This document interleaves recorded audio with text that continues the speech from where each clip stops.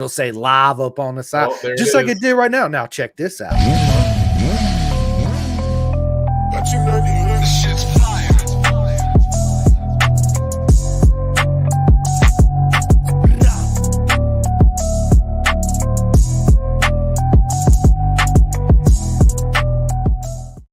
What is up, everybody? Welcome to another live Pin to Gas podcast. And you know what time it is. This episode is sponsored by Next Level Financial for all your financial needs, whether it's insurance, your family, right? Everybody wants to take care of their family, Charlie, right? In case anything happens, your taxes and all that stuff. Listen, look no further than Next Level Finance. My man, Seth Starnes. Everybody knows who Seth Starnes is.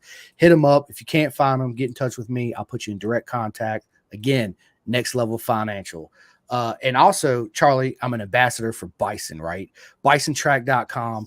Absolutely amazing people. And this is what I tell everybody, Charlie. This is how I always start out the podcast, too. It's like, why buy an off-the-rack suit when 90% of us, it's not going to fit us correctly? And when a seat don't fit you correctly, it's going to hinder your riding style, it cause arm pumps, all kinds of issues, right?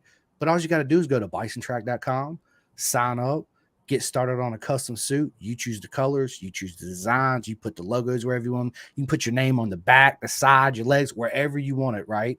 While you're at it, might as well get the chest protector and the gloves and the undersuit, right? But look no further, people, because Robert and Tasha Lackey are the most amazing people you're going to meet on the planet, and they'll help everybody, and they're at every Moto America round. So what are you sitting here listening to us for right now? You can come back and rewatch this when we're done. Go to BisonTrack.com and get started. But ladies and gentlemen, it's an absolute honor to have my man and the legend himself, Charley Condit, in the house. What is up? So I'm just going to throw this out there. Robert and Tasha are amazing. And most of my buddies, most of the guys that I've met that are doing the Harley track racing, the V-twin racing, have actually gotten hooked up with Bison, and everybody I know has been really happy with it. So I'm not getting paid for that. I'm just throwing that out there. So that is the truth, man. Really appreciate the opportunity to be on here. I've been extremely excited. So yeah, it's this. I think it's my third podcast. I've gotten to be on the Fast Life podcast with Jace, which that's all more just Harley culture focused. But they kind of brought me in a few times because they were talking about different racing Harley races that were coming up in either the Austin area at COTA or something to that effect. But so yeah, really appreciate it, man. Really honored. Yeah, listen, the honor is all mine. We got so much to talk about, Charlie, and I can't wait to get into it. So, yeah, man, obviously you're in Texas right now, and you're in a hotel, and you got some good homemade food you're going to eat when we get done. Some good homemade food just waiting for me. I love it, man. I love it. Yeah. Good stuff, man. Listen, I've been just as excited as you are to sit down and have this chat with you, man. So, yeah. This is gonna listen. I just want to let everybody know right now. There's definitely going to be a part 2, 3, and 4 to this because we got so much to talk about. But I want to get into it. Charlie, how did your journey start with two wheels? Okay, so I can honestly remember I was 4 years old. My family, we had just gotten rear-ended, and I was at this is when I lived in Indianapolis, Indiana, and I can just vaguely remember. We're out of the vehicle. The police had shown up, and there was this sound, and I turn and I look at the main intersection right there, and it was some dude on a green Softail. And I mean, I can still vividly remember that moment. And that just did this little thing inside of me at a pretty young age. And my grandpa was a motorcycle guy. He rode Indians, he had a 1948 Scout or something like that. My dad rode Hondas. Actually, on my dad's side of the family, my aunt, my uncle, and my father all rode Hondas. Not while I was alive, but before that. And my aunt had this little 1976 Honda. It's like a Honda Trail 100 or 175 or something. It was always in my grandparents' garage. And I used to tell everybody, I'm going to ride that bike one day. And I'd go sit on it and ask my aunt if I could just I never got to ride it, but if I'll ever get myself up to Ohio, unfortunately my aunt passed away, but I'm inheriting that bike. From there, it was just I don't know. I've just always been drawn to two wheels, and I had a little exposure in my elementary school and junior high years, I had a buddy that had a Yamaha PW80, which that's just a little automatic. So I didn't even get to operate a clutch on that bike, but I would just do circles in their backyard and just like just shifting gears and made a little jump. And, we just do laps. And I mean, I just have always loved two wheels. When I was on a bicycle as a kid, I mean, I would, everywhere I pedaled, I'd be like, and this is what it's going to be like when I'm on a motorcycle. I'm going to like rip through the corners and do the this and the that. And so just always my entire life, just been obsessed with two wheels, and for no particular reason. But, and I guess what really started for me, I was in college and I'd never been on a street bike. And I had a buddy that was like, man, I just picked up this like 1970s Yamaha, or it was a Kawasaki. I don't even know what it was. And so he's like, do you want to ride it? And I'm like, yeah, man. So I jumped on, and the very first thing I did was stalled it, because I had never been on a motorcycle with a clutch, but I knew how to drive. My car was a manual because I'm 40 years old, and I've been, actually learned to drive a manual. And I just a little bit more throttle, a little slower on the clutch, and then I just went straight to just ripping through gears. 2 weeks after that, I bought my first bike, which was a 1981 Honda CB400T Hawk. I bought for $450. Ran some seafoam through the tank. Thing had this white smoke filled the garage. My dad and I were working on it together. Cleared out the carburetor, and then from there, I mean, the thing just ran forever. But yeah, that's awesome. How it started. Dude, that's awesome. And that was a great bike, Honda CB400, man. I love that thing. Yes. Man. And I don't think I could have asked for a better first bike. I mean, it was not fast. It was fast to me, but it probably took me about 3 weeks, and I'm like, man, this thing is slow. But it was a little, sportier than the standard CB, like little longer shocks on it. And so it didn't take me too long to figure out that you can lean a motorcycle pretty good. And it was on that bike that I started to figure it out, but I was still, it wasn't much really. But yeah, it was a great bike. It was fun. They are, right? And I'll never forget, me too, growing up, my dad had a bike. It was a Suzuki. I can't remember what it was. But I remember being, 5, 6 years old. They'd be looking for me. I'd be out at the garage, climbed on the bike, and then my dad would take me ride. And I'd sit on the tank, put my hands on the handlebar. I'm like, yeah, let's go, Yeah. And then, of course, I grew up in the Navy, in the military. So my dad's like, yes, we're going to get you your bike. Yeah, I appreciate it. And my dad's like, we're going to buy him a bike. My mom's like, hell no, we ain't getting him no bike, right? So every base we went to, fortunately, I made friends. I sought out the kids with the motorcycles, right? Yeah. And that's how I pretty much grew up riding on theirs. And then when I turned 16, instead of buying a car, I bought a brand new 1996 ZX6R. That was my first street bike, right? Yeah. Never forget it. And then I never forget the first time I bought a full leather suit and I put it on. Again, I didn't have an option for custom suits back then, right? This was an off-the-shelf suit. It was too big for me. But I felt like invincible, right? I'm like, dude, I conquer the world now. Let's go, all that squid and stuff, riding wheelies and all that cool stuff. But my friends actually introduced me when I went to Phoenix to go to MMI. I had a buddy there that I met that was in school with me, and he's like, dude, we need to go do a track day. And I was like, let's go. So that's how my whole venture started, to get in the track. So for you being on the street, I said street. Yes, that's what I said. Doing the same things we did, right? Squidding, doing all this stuff. How did you get involved with track days and racing? Man, so it started with, pretty popular, like Instagram influencer, but it's like a friend of mine named Connor, and he was doing these Texas track days. And so I kind of seen some of that on Instagram, and he and I were messaging some. And then also my buddy Trevor, which on Instagram, he's Bulletproof Welder. If you know him, he's got this gold, his Dyna. I mean, anything that could possibly be gold on that motorcycle is gold. Like he's got like legit, like some 24, it's a beautiful bike, but you should check it out if you haven't seen this stuff. But good friend of mine. And the long and short of it is that, so my pops passed away back in 2021. of pancreatic cancer. Yeah, and that was, toughest thing I've ever been through. But, the last thing over like the 3 weeks of when he went from like me just coming to visit and take him for chemo to actually when he passed, I was distracting myself just like I feel like anybody would be. And I'm jumping on Instagram. And it was around the time that Trevor and a bunch of the V-Twin guys, I think Alloy Art was out at Chuckwalla, Tony Shred, I think Brandon Quaid with Quaid Harley Davidson, Eric Stahl, Jiffy Tune. I think Joker was probably out there. Just a bunch of like the guys that were kind of pioneering the Harleys on the track.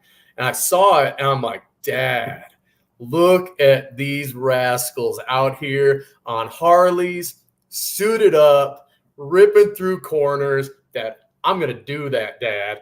And my dad was kind of a smart ass, and I love him for that. My dad is here like on his deathbed basically and looks at me, gives me a thumbs up and goes, okay, Chuck.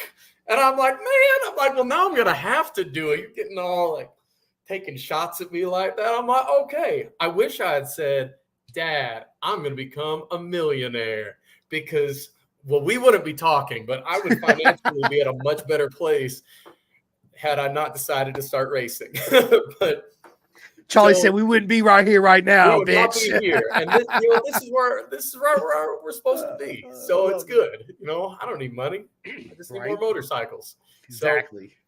So I went from seeing that to then, and I'm a man of my word. Like I try desperately to be a man of my word. And that's a big conviction of mine is that if I say something, I want to do it. And I'm also ADHD. So once I get in that compartment, I'm just all in. I'm just like, this is it. And so I took it very seriously that I told my father I was going to do that. And so when the first track day came up over at it was there southwest of Fort Worth at Crescent.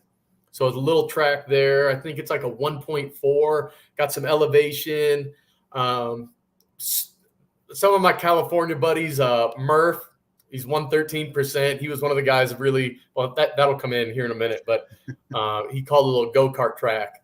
But I signed up for that track day and just the ability, like I felt that feeling of when you put that suit on and you're like, I've got elbow protection, I've got knee pucks, I got back support. I'm like, what could go wrong? And just having that feeling of knowing that, like, hey, a little low side. I mean, it's nothing. So I did that track day I had just bought this bike. It was a brand new Harley Davidson. Might have been a little midlife crisis. It was my 36th birthday present to myself. But yeah, Lowrider S. This bike was bone stock. I mean, just nothing. And I rolled out with that because I had a Dyna that I was building. I'm like, I'm going to do this big bad motor. I'm going to do this and do that. But I was waiting for my bottom end to come back with the new crank. And so I was like, well, I'm going and I'm just going to ride this bike. And I'm, and I know that all the sport bike guys hate to hear this, but I mean, I am scraping peg. I mean, I am like just my name's probably carved around that track with all the freaking dragging that those pegs did. So, I mean, I guys that were coaching me and they're like, bro, you have got to like freaking pick it up, super moto that, you got to just throw that bike up. And I did better with that. I threw a TTI is a company out of Cedar Park that makes an elevated peg for the Harleys that gave like an extra 1.5 inches. I'm like, man, I bought them right there. We threw them on the bike. And Oscar's helped me tremendously in this whole last 3 years of doing this. But so I did that track day and just completely fell in love.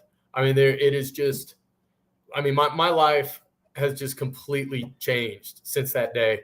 So the next weekend, because I'm a biker, I still go to rallies and I still go to events and I still slam road trips. I just did 2,500 miles on my street bike in the heat, went out to Born Free out there in Southern California, rode out, did the event, rode back. But the Indian Larry Block Party is this big event. Indian Larry was one of my favorite bike builders. He passed back in, I think it was 2004, but Bobby Seeger still runs the shop. And Bobby's been just really a great friend of mine. And he's helped me so much as my dad had passed away. I guess I'm bringing that up because what I've seen is that some of the greatest people that I have had in my life, I've met in the last 3 years since I got into this network and into the scene of just the real Harley scene, the real people that live it, and the track people that I've met, my racing family. And so I flew out to Brooklyn the next weekend after my track day, and I bumped into my buddies Frank. Frankie used to have he's from, I think he used to live up in Queens, but he had a brand that he's like an OG dude in the Brooklyn area, just ripping on sport bikes. And then he got into Harleys, but it was Hard Rider and Hard Rider Racing, his own clothing company. And so I'm hanging out with him and hanging out with Murph, who was doing some of the Harley racing stuff and done some track days. And this is my best impression of Murph. And I'm like, man, I really want to get my license. I want to do this. I want to do that. And he goes, Charlie, quit being a pussy. Go out to Chuckwalla, get your license. Just do it. Next weekend, just go. And I'm like, just do it? I've been on the track once. Charlie, don't be a pussy. And if you know Murph, and anybody that knows Murph knows. I love it.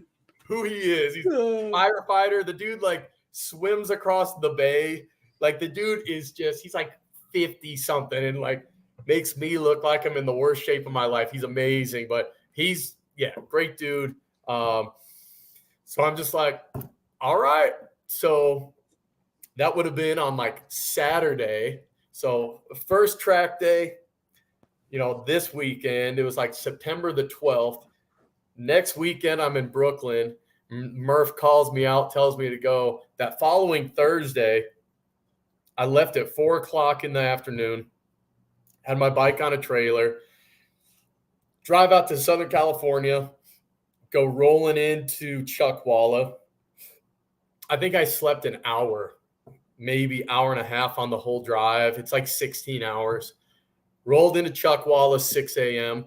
And that was big for me because I wanted it to be Chuckwalla, because that's where I had this emotional tie, because that's where all my buddies were at doing their track days when my dad passed away. And there was just something really special for me about Chuckwalla and that track. And I love that track. And I love that the family that's there. There's some really, honestly, there's some badass racers at Chuckwalla. There are guys that, check the track times, but there are guys that run Moto America speed track times and laps out there, but they just don't have the freedom to be able to go and run Moto America and the money. Yeah. It's just, it is not easy. It is hard. I'll say it. It's hard, especially as a privateer, to do a full season of Moto America. Ask my credit card. It's so I went out there, and I'm one of 3 Harleys. Older gentleman, Doug Ramey, he's out there on a 2020 Harley Road Glide. My buddy Devin Gloughlin, he's out there on a Road Glide. And I'm out there on my basically still bone stock, except I threw a new rear monoshock. So I got another, I think, 1.5 or 2 inches of clearance. But man, I was dog tired. And, the rule is when you're doing new racer school, if you go down, you're out. That's it. You cannot go down. And I misunderstood. So it was at Chuckwalla, we were running counterclockwise. And no, I'm sorry. Clockwise. Yeah, we were going clockwise. So I'm going through Crash Corner, and I think I'm just flying, and I'm probably doing like 3-minute laps or something out there. I don't even know. I don't want to know. It was slow, but I'm like ripping through, just freaking going through Crash Corner, and I'm wide, and I'm like, and I had to stand the bike up, and I go through turn 9, go through the dirt, keep the bike up, do a quick check. I'm clear, get back on. Well, I thought that going off track was it. I thought I was done. And man, if you want to talk about one of the most disappointing, in my mind, one of the most disappointing moments of my entire life, because I just had so much wrapped up into this emotionally with losing my dad. And like my race number is 104. His birthday was October 4th. And so I just had a lot emotionally wrapped up into it. And I'm here thinking, like, that's it, man. You just drove through the night, just stupidly coming out here, and you just blew it. And then we go in, and I like walk up to Stu, and I'm like, so what's next? And he's like, trail breaking? Like, calm down, dude. Like, what? And I was like, I'm good. I'm not out. And he's like, did you go down? I'm like, no. It's like, you're good. Like, take a deep breath, man. And so I went through that whole process, did new racer school, did the mock race, and I'm just like, finish the race. Because I was, by the time like 4:00 rolled around, I don't know if you know this, but Southern California out in the desert gets kind of hot. So over there in Desert Center, I mean, I don't know what it was 100 and something, but it was toasty. And, did that, and then Tony, I passed, I made it, got my amateur race license, and then all the guys are out there, all the Eric Stahl, Joker, Tony Shred, I think Ravi was there. There's a few other guys there, and forgive me for not remembering who was out there, but they were like, well, dude, race with us. And I'm just like, what? So I went from my first track day to 2 weeks later, getting my license and racing with all these guys. And I got last. No, my buddy Zach went off. Pointy Pitchfork. He was out there too. And he was another guy. And then my buddy Michael. But Zach went off track, and I actually beat him because he went off track. And so, yeah, I didn't get last in that race. But so that's how it started, man. I mean, I just put my head down and just went for it. I love it, dude. What a great story. It reminds me when you said that, because I was going back in my brain when I had my first track day, got my amateur race license in our first mock race. My buddy Ruben, there's a couple of us from MMI. On the street, they'd always push it a lot more than me, right? Yeah. So when we got to the track, I ain't saying nothing. I whooped everyone's ass. I didn't win, but all my friends, I dominated them, right? I come back in, they look at me, they're like, holy shit, dude. I was like, let's fucking go. What'd I tell you? I was like, yeah. And they're like, oh my God, dude. Yeah. But it was, I had the orange CCS shirt on, and same thing. They said, dude, you just cannot crash. And the whole time I'm like, just don't crash. Exactly what you said, but I'll never forget. There was a guy in front of me on a CDR 600 F3. Dude, he had to been, I forget the guy's name. He was a super cool guy. Really big guy. Not muscular, but a big dude, right? And I'm like, dude, I got this guy. Dude, I could not catch him for nothing, bro. Like, he was right there, and I was right here, right? And it was the best time ever.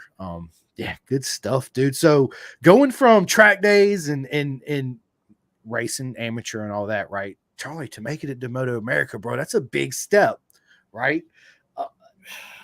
The whole schedule's different than your normal track days. You go back on any track day, it's laid back. Even club racing. Oh, yeah. It's laid back. It's serious. When the helmet and the visor goes down, I want to rip your head off and shit down your throat. But as soon as we get off the bike, it's like, bro, fire up the grill. I bring the dogs and the burgers and the beer, and let's get to it, right?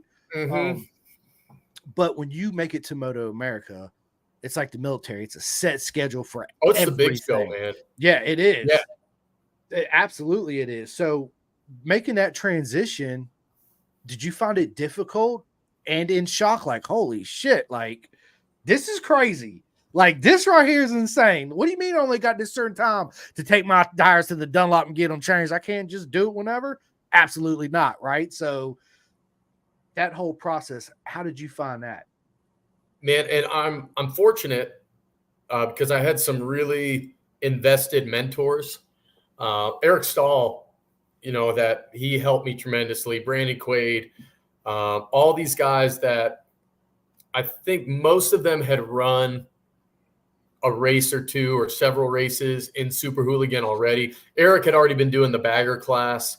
But if I didn't have those guys kind of coaching me and walking me through things, I mean, it is one of the most overwhelming things when I think about going from like track day to amateur racing. Because I did bagger racing league, I did BRL, and my first season there, I got third place overall in like the big twin class. And you're thinking that you're like think you're hot shit. And then you go out to Moto America and you're nothing. And people care, but nobody cares.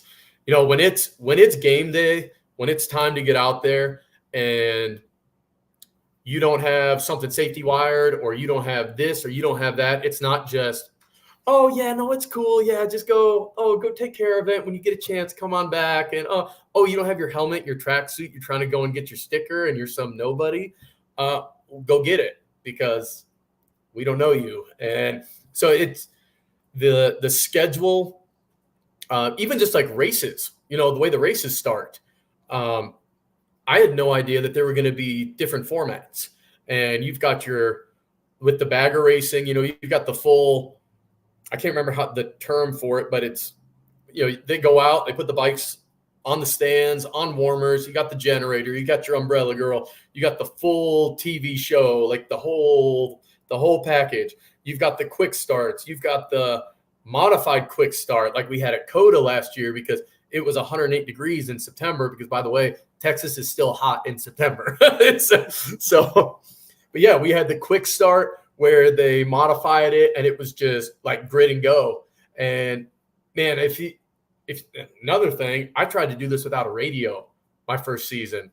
And I just, now, I've been helping out with the SDI Roland Sands racing team, Bobby Fong, Hawk Mazada, which I've learned, oh my gosh, like, Hawk's the shit, dude. I love Hawk, dude. I had Hawk's him on the another podcast. one, man. He's absolutely amazing. I finally got to meet him. I call it in real life, dude. Hawk's a legend for sure. Hawk has been one of the most patient pro racers with me. That has just, anytime I need him, when I've got dumb questions, smart questions, whatever they are, he's always been available just to kind of give me a hand. And I'm going to get out there, do some training with him. He's got his racing school. Yep. He's got the racing school up there up around Redding, California, and he will run you through. He'll put you on a dirt bike and teach you how to get that rear end swinging around loose underneath you. He'll go to the supermoto track. He'll take you out to Sonoma. There's so many things that he'll offer. So I highly recommend that. Once again, I'm not getting paid for that plug. He's just a good buddy of mine, and I've seen the results from other people that have done the course. So I will be going out there and doing that. But Hawk has helped me a ton. But yeah, man, just the transition from track days to then semi-pro racing to then Moto America is, if I didn't have those mentors, it would have been, just so overwhelming. And I screwed stuff up. Last season was my first full season, and like I managed to get third place overall. So that was it, the air-cooled challenge, which is like the class within the class of Super Hooligan. So I was not up there banging bars with Tyler O'Hara and Jeremy McWilliams. Those two, I got to tell you this story. So my first pro race, it was actually 2 years ago, Laguna Seca. It was what an introduction track first race, right? Yeah. Holy shit. I'm like, the corkscrew. I'm like, what is the corkscrew? And I'm there thinking that I'm just crushing it, man. And I can remember I think it was Q1. And I'm like really getting my lines put together. And I go, okay, stay wide, coming into 2, boom, clip curbing, keep it out. Okay, coming into 3. And I'm just like, I don't think I was even knee down through 3 and 4. Maybe I was. Maybe I wasn't even going fast enough to have my knee down. But I'm just like, just railing on this Harley. And like I wasn't even moving. Tyler O'Hara and Jeremy McWilliams on their Indian FTRs. I've never seen 2 riders ride more synchronized. And like just like this flowing unit, both just pass me like I'm not even moving, super close. Like, because I think I was close enough to the race line that they're like, okay, guy. And they just, wow! And I'm like, okay, I'm slow. I'm very slow. I got a lot to learn. Okay, good. But that was like this big introduction for me. I mean, to really see what that level of racer. I mean, I can't believe that I've gotten to be on track with Corey West, Bobby Fong, Jeremy McWilliams, Tyler O'Hara.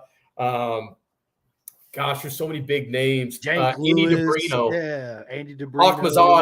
Hawk Mazada, yeah. Man, dude. I mean, just so – and they're all really good guys, and that's been super encouraging, and there's Patricia Fernandez, I was mentioning Corey, you got to bring up Patricia also. I mean, she's just an absolute ripper, man. But yeah, I know they're expecting their son here, I think the next few months. I mean, that kid's going to come out with a checkered flag. Like, he is. Yeah. But, sure. But just, really good people, man. And, but yeah, so I hope that answered your question. It was a huge shock going to what I tell people, like, Moto America is the big show. It's the highest level of American motorcycle racing. And, I went very quickly from getting my license, doing track days, to not winning races even at the BRL level, but it just worked out that I had enough points and I was able to go and make that transition. And Super Hooligan is a really cool class because of what it offers to guys like me who maybe didn't grow up racing, but want to, you want to go fast and you want to get out there and give it a shot. And if you don't make the grid, well, guess what? That's pro racing. There's no favors. There's no, I mean, it's pro racing. Cam Brewer with RSD, I was talking to him about last season, something had happened, and he's just like, go fucking faster, man. He's like, it's pro racing. Like don't be dumb. Like, it is what it is. So Cam Brewer, like, I don't know if you know Cam, but Cam did a bunch of Baja racing, 2-wheel Baja stuff. It was like stout. Like, dude was a ripper. And now he's basically the right-hand man for Roland Sands at RSD. And Cam and I become really good friends. And being on the pit crew side with that race team, I've learned so much about what a race program should look like. And just all those little things. Robert Ward, Robert Ward is a freaking legend. If you go back and scroll through his Instagram, which that one got hacked and they were trying to get me to do all this Bitcoin stuff. So he's got a new one, but you can still look through the pictures. He was out there crew chief for like Hayden Gillum, Bobby Fong, back when Hayden and Bobby, and this was like, I don't know, like 10, 15 years ago. I don't even know. But those two were just battling it out for the championship. And Robert was involved with a lot of those race teams and had either was engineering on the suspension or crew chief. I've gotten to learn so much from Robert. He's become a very good friend of mine. He is just as messed up in the head as I am, and we laugh at all the same weird jokes and memes and stuff like that. So it's been a huge honor and privilege for me just to be able to go and learn under him and Cam. But yeah, dude, that's awesome. That's a great story, man. And what a transition going from how do I want to say this, swimming with minnows to swimming with sharks, right? Just absolutely. best way to put it. And as my good buddy Dustin says, he's the head mechanic for Tyler Scott on the M4. Oh yeah. Okay, he's a really good buddy of mine. Faster the fuck up. Exactly. Right? Faster the fuck up. Don't cry about it. You didn't make it. That's what you got to do. I mean, I say it's not hard. It is hard to get faster, especially because, when you might be right there with everybody in your little club and you're doing club racer stuff and you're like, oh yeah, man, and I guarantee you most club racers have seconds and seconds that they can pick up. And I mean, even like running off, like, I've been talking with Cody Wyman about doing like champ school or something like that. You go to champ school, especially at like that earlier on. I mean, you go and do something like that. I bet you're going to go back to your local track. You might drop 5 or 10 seconds. I mean, I think that's very attainable for most of the club level guys and definitely track day guys. You get to the Moto America level, you're not just like kicking seconds. It's like, it's tenths. I mean, you are down to like, oh, cool. Like I dropped 2 tenths. And it's like, that's a victory when you get to this level, because these guys are just pushing it. I mean, they're at the limit. And yeah, so it's very different. But yeah, but you just got to go faster. It's that easy. Faster the fuck up. Right. Yeah. It is, dude.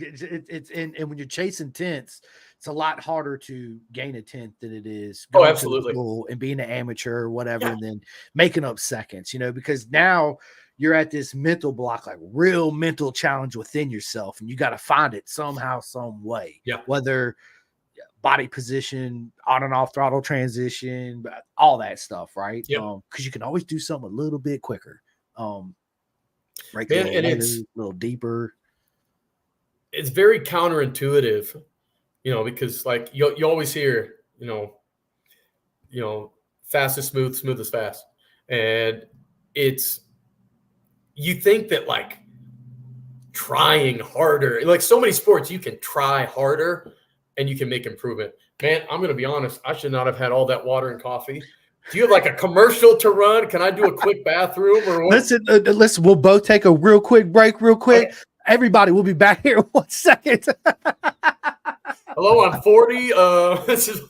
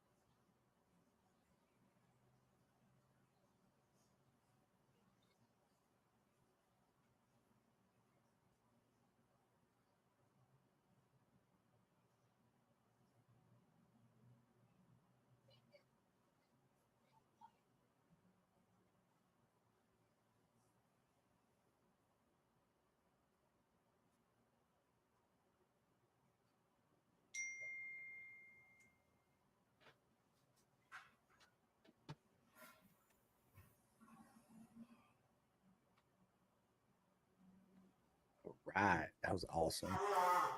Charlie's the man. Joshua Bailey, that boy Charlie. Absolutely. Let me see. Jeez, dude, you know what I should bottle in there? Like how... No, I got a freaking. I'm drinking Liquid Death now. My bathroom's literally open up my podcasting room or whatever. There you go. It's literally like right there. I should have played that one intro I played for you while we both took off. I didn't even think about it, but yeah, man, it's funny because I had to do it. There's a couple times, man. It's all good. I trust me. There's times I'll go and I'm sitting there, we're an hour and a half into it, and I'm thinking to myself, don't pee myself.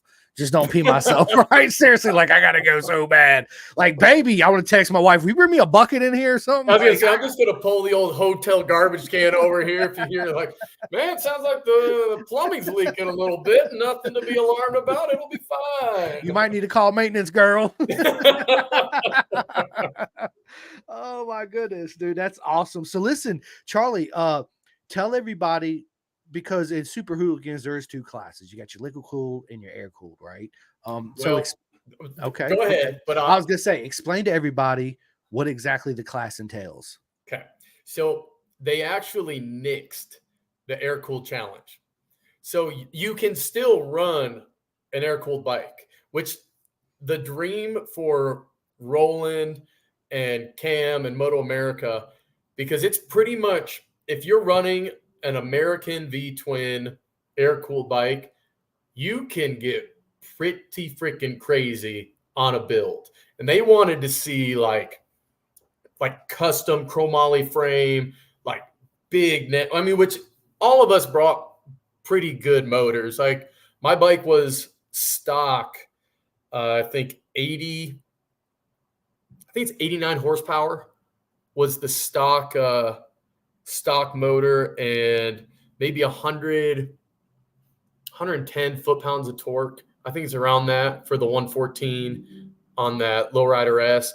And then three-state Harley-Davidson over there in Shreveport, Louisiana, they jumped on board, and, man, they did just about more for me than a lot of people.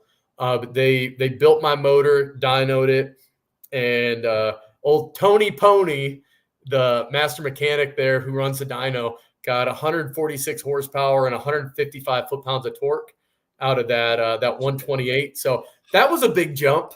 Yeah, that's going from damn. under 90 to 146. Man, and I'll tell you, like, to sport bike guys,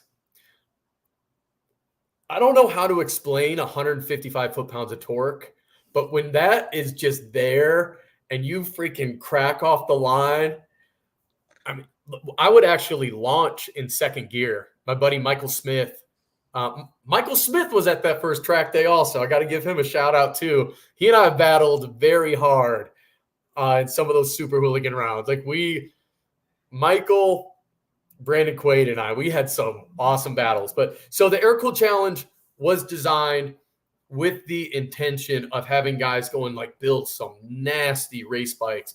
But it was just too expensive.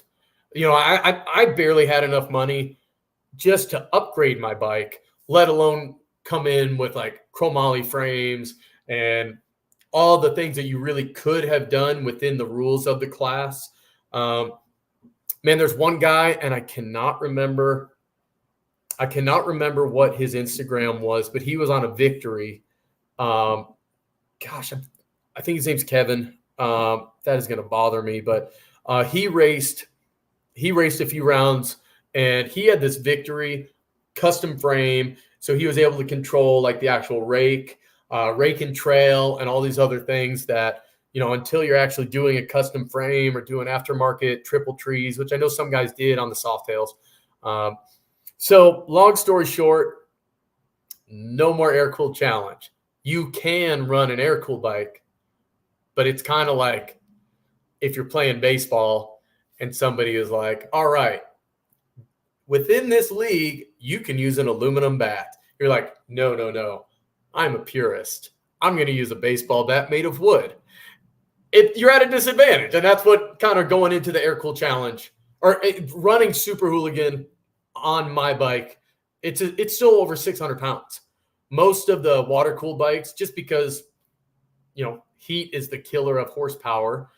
So with the water-cooled bikes, you can dissipate the heat better, and so you have less displacement with more horsepower. And so the bikes are lighter. And like now guys are on the Pan Americas. Pan Americas are really running strong this season. The Moco Harley Davidson is backing the Kyle Wyman race team now. Cody Wyman, Hayden Schultz, I can't remember his name. You've got the Saddleman team that's on the Pan Americas. And so there's a lot more involvement. There's more support, better parts coming out for the privateers because of those guys. So it's really good for the class. Indian FTRs, KTM Dukes. They opened up the class to the Yamaha MT-09. So that's available now, which I'm just going to say it is a sport bike with tracker bars, you know, but it's still a naked bike. So it fits. You've got the Triumph Triple that is in there. So it's cool. And I think there might be an Aprilia. Yeah, there's a few Aprilias. My buddy Leo is on this like 2014 Aprilia that just meets the specs of 125 horsepower or less, has to have like riser tracker style bars. And they didn't want guys just coming out on sport bikes with clip-on bars. And so that's the idea with that. But it's a pretty open class and growing like crazy. You still have, another really good friend of mine. Dude is just a ripper. You still have Nate Kern, who My boy Nate, yes. Nate is amazing. Animal. Yes, he is. You watch him doing, either the videos of him on a S1000 out leading people around the track or doing commercials for BMW. I mean, there's one, honestly, him and Jeremy McWilliams with KTM both had similar videos, but they come through a corner and then they just freaking stand that bike up and just rip that wheelie past the camera. And I mean, both of these guys, to me, they're like just legends. Yes. I mean, just if you go back and look at Jeremy's career and Nate's, I mean, it's just the stuff that they get to do. I mean, that's my dream is to, man, if I could like retire and get paid to ride bikes, I mean, sign me up. Sign me up, man. Sign me up. If you figure it out, let me know, man. No doubt. I'm ready to go. Me too. Let's make it happen. But Nate has been out there on a BMW on that Boxster motor, which is that horizontal. And that thing's air cooled, and it is not an American V twin air cooled. And so unfortunately for him, he was not part of the air cooled challenge because those Germans, he's got, so they're discriminating against BMW for the points in the air cooled series. But Nate was out there. He was on an air cooled bike that's like a 900cc banging bars with the front guys. I mean, he's out there second, third, maybe. Like, I think he held first place a few times on a bike that is probably at a disadvantage to some of these other bikes. And so it is really impressive. So no more air cooled challenge. You can still run an air cooled if you want to do it, but why? I mean, other than being able to say you did, it's like, okay, so I beat the guys in the back of the pack on water-cooled bikes on my air-cooled bike. Cool. Like be competitive, get on a water-cooled bike, which I'm trying to do. I think I've got a FTR, Indian FTR sourced that I'm kind of looking at, but my nickname's Charley Davidson. And I'm like, Charlie on a Harley, I really want to be on the Pan America. I was talking to Jeff, the marketing guy for the race team for Factory Harley. And he's like, you give me a good reason. You show me why I should put you on a Harley. And like, we'll find a way to get you a deal on one. We'll get you hooked up. And so I got to put my little business proposal together for the benefits of Charley Davidson being on a Harley. So we'll know by Daytona how that works out. But so yeah, that's kind of where things are at. Water cooled is king. And it just makes sense, just to progress the class. Bikes that are just more ergonomic. I mean, honestly, my 2 wrecks last season that I had were because of lean angle limitations. And I was just pushing that bike. I feel pretty confident saying that Michael Smith, Brandon Quaid, myself, the 3 of us have probably pushed the Harley Softail platform harder than just about anybody in the world, which I've really put thought into that before. I don't want to just say that loosely, but there's a Mr. Throttle down in, he's an Australian. He's on a Fat Bob. I got to throw his name out there, and it's really sad. I'm 40 years old. And most of my friends, I know them by their Instagram handle. And I couldn't even tell you what their real name is. I'm like, I don't know. It's like Bill Bob. But yeah, so I can Billy tell Bob. you his Instagram. So yeah, old Bill Bob down in Australia was out there dragging knee on a fat bob. Bill Bob on the fat bob. So how much would That's we a tongue twister. It is, man. I blame the Australians. That's what it is. Yes, Yeah, Australians, bloody man. Australians. Yeah, that's G'day, mate. good But day, mate. You want to? Are you up for a Barbie? I have That's a some very good barbecue. friends that are Australian Yeah, in the me too, motorcycle me too. industry, but they might come back and watch this later. We'll see. But And call you up and be like, Charlie, goddamn it. but yeah, so it just makes sense. You know, if you want to get into super hooligan, pick up water cooled. If anybody has any questions, I mean, you can find all the rules online, but if anybody wants to hit me up, Instagram, Facebook, whatever, my Instagram is CC Harley Davidson. But I will do anything and everything I can do. I want to see more people out there. I want to see the V-twin racing continue to grow. And I want to see that class stay as hooligan as possible. Like if you go back and watch the first super hooligan race, you got Roland there doing the commentating, and he's like, you know what? I really think this is probably the most neck tattoos we've ever had on a grid for Moto America. And man, I got buddies with face tattoos that have been out there. I mean, and I know there's lots of racers with tattoos, but you know, they normally stop around here. And you know, it's been fun, just because seriously, Josh Nichols. Oh my gosh, almost forgot Josh Nichols. I'm talking about hooligans. He's at the top of that list, but he was at that first track day. Old stunt rider, that dude, and he was on a Dyna. He's only been on the Dyna. My buddy Lenny out there started on a Dyna. Lenny's on a Softail now. Lenny pushes the shit out of that Softail. He got that bike from our buddy Ian, who actually he was one of the first guys that was out there too, and he actually passed away. Gosh, I think a year and a half ago now, in a wreck on the road. Just somebody not paying attention, blew a stop sign, and us losing Ian from that core group was something.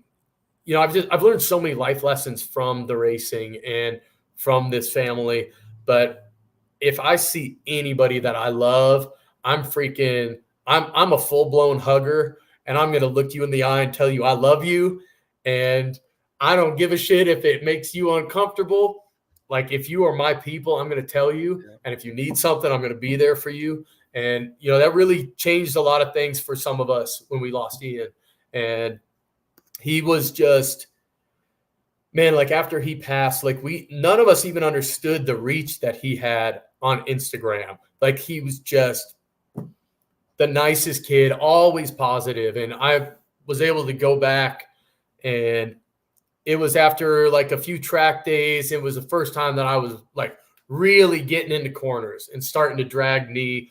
Some of that came from the coaching that I had from Ride Smart, which is a Texas track day organization. Anybody in Texas that wants to get involved, look up Ride Smart. Dylan Wall has done amazing things in Moto America and Ride Smart, and helped progress Ride Smart.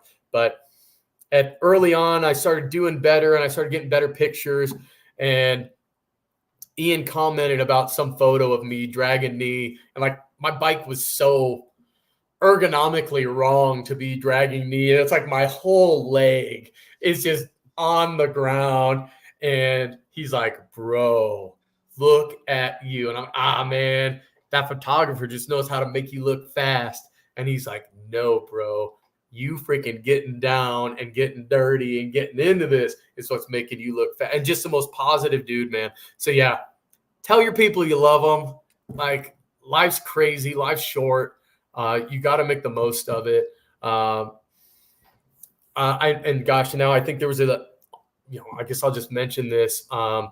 There's a young lady, I think named Rebecca, that just recently got into a wreck and passed away. And I've just seen, I didn't personally know her, but there were just, I mean, hundreds of these young women that I'm friends with or know through the industry, and men that are just posting about the impact that she had in their lives.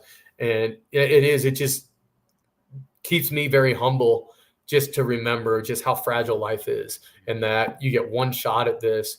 And so it does put a lot of pressure on me. And I am a Christian, and that's very important to my life and who I am. And I really try to live by the values and teachings of Jesus. And so much of that is just selflessly just trying to love others and just trying to look for the opportunities to be there for people, to show them love and to support them when they are good, when they're bad, when they're hurting. But just sharing accountability and just having your group of people.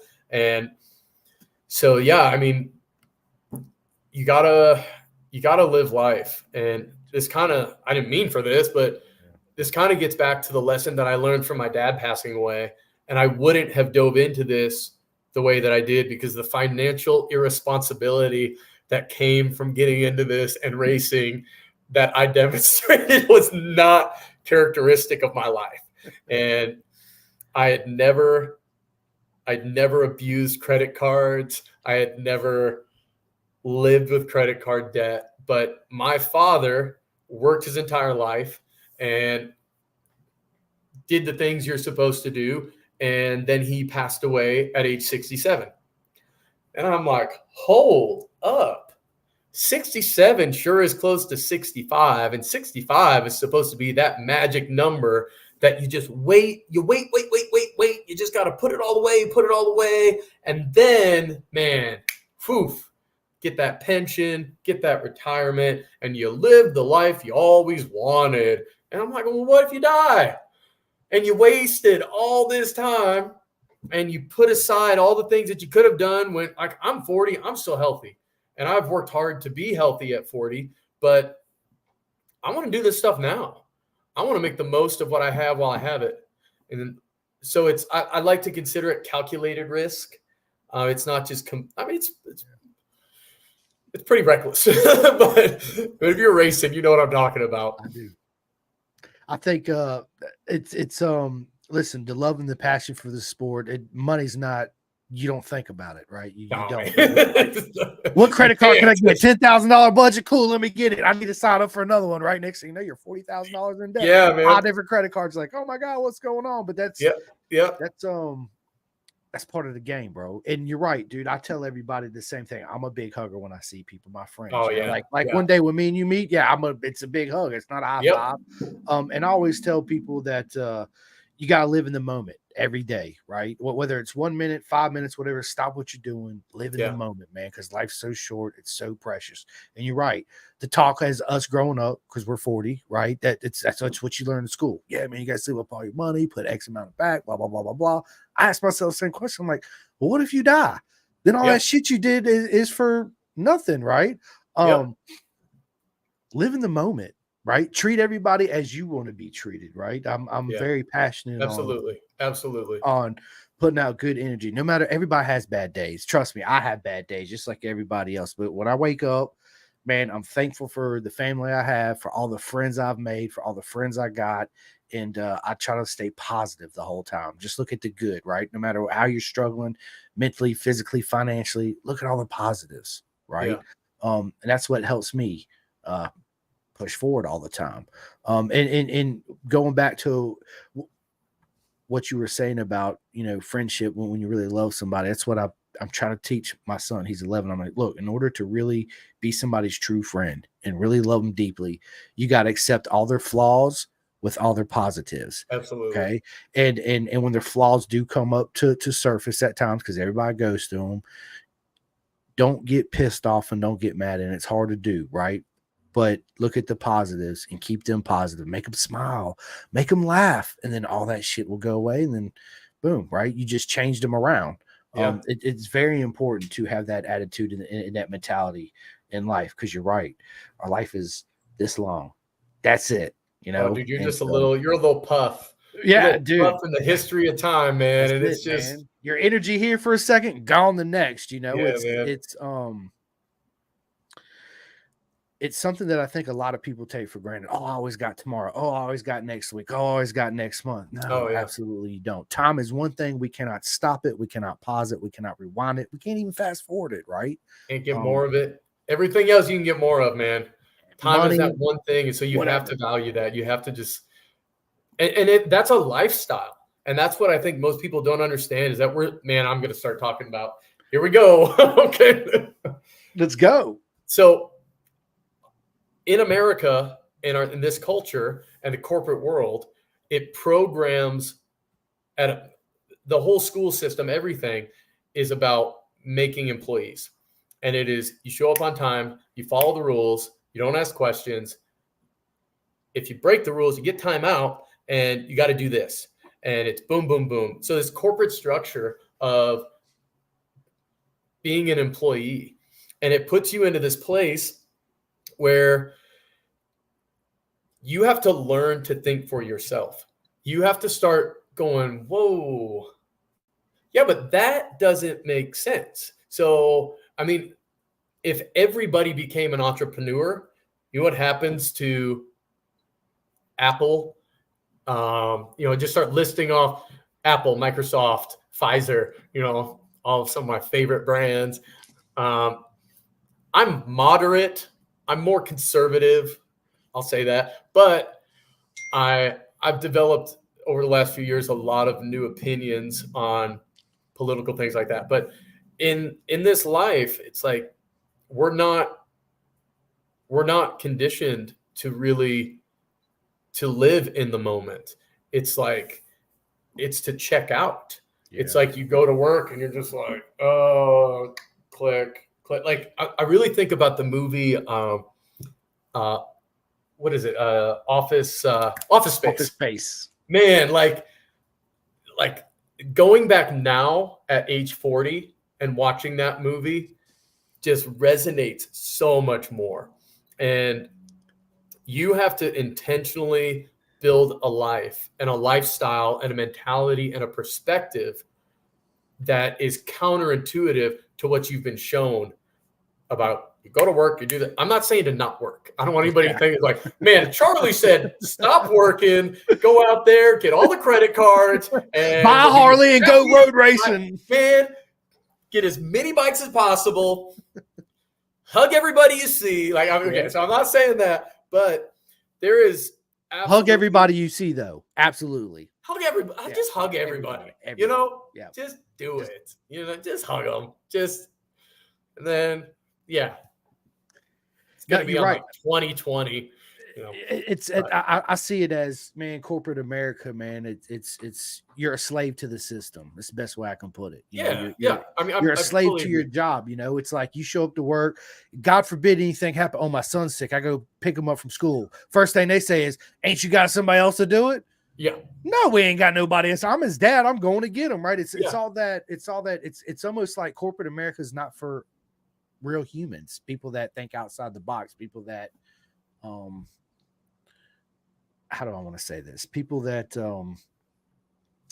outside of that, that's not the most important thing, because your job is not the most important thing, right? It's like, so there's this one company out here, I'm not gonna name no names, just being on the subject. Gotcha.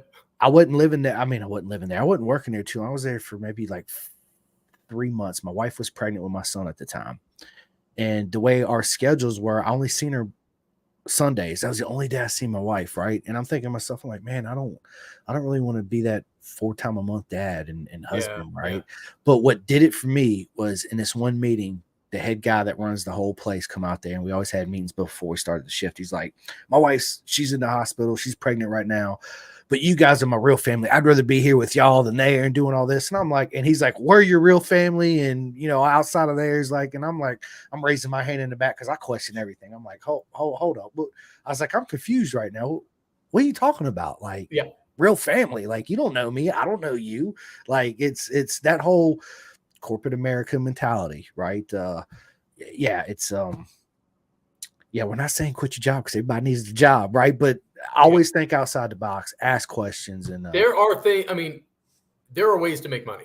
Yeah. And it takes work. It takes huge sacrifice. Like some of what I'm doing right now to start monetizing some things in my life and just utilizing my network that I've been able to develop. I'm going to start just get an LLC, do an online parts store, and just start seeing where that goes. So I used to be with Lindell Brakes. Paul, the owner, is a great friend of mine. Chico, Nico, Jennifer.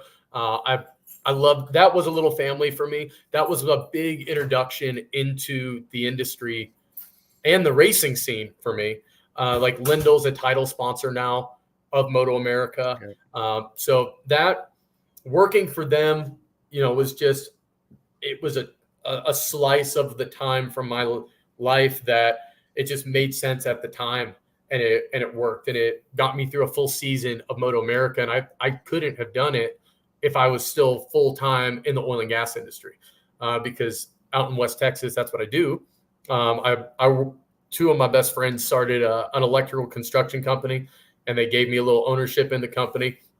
But I do sales for them, and they've been super cool. And like when I walked in the door, I'm like, hey, check it out. Like, I race. And when I say I race, I'm doing it with Moto America. I'm all over the country, and race weekend is normally a whole week. That's, if you're honest, it's a week. But when you're privateer and you're pulling your own gear and you got to show up, set up, tech your own stuff, get into the racetrack, practice, qualify, finish the races, pack all your stuff back up, load up the bike, and get back on the road. And then, my longest trip was out to just outside Seattle, Washington last season at the Ridge. It was like 30 some hours of driving. And I met up with Hawk over in Reading, and we threw my bike in the back of the truck with him. And so we were able to go and work together. And, but yeah, that's a real thing, and so it's tough to have the freedom to actually be able to do this as a privateer. There's so much, and this is kind of going back to making, how do you even race Moto America, especially when you don't have sponsors, which I am very open to picking up sponsors. So if anybody's paying attention right now, I have a few sponsors. My buddy Adam Fieldstead with 1849 Consulting. It's an oil and gas company. So he's on board for the 2025 season.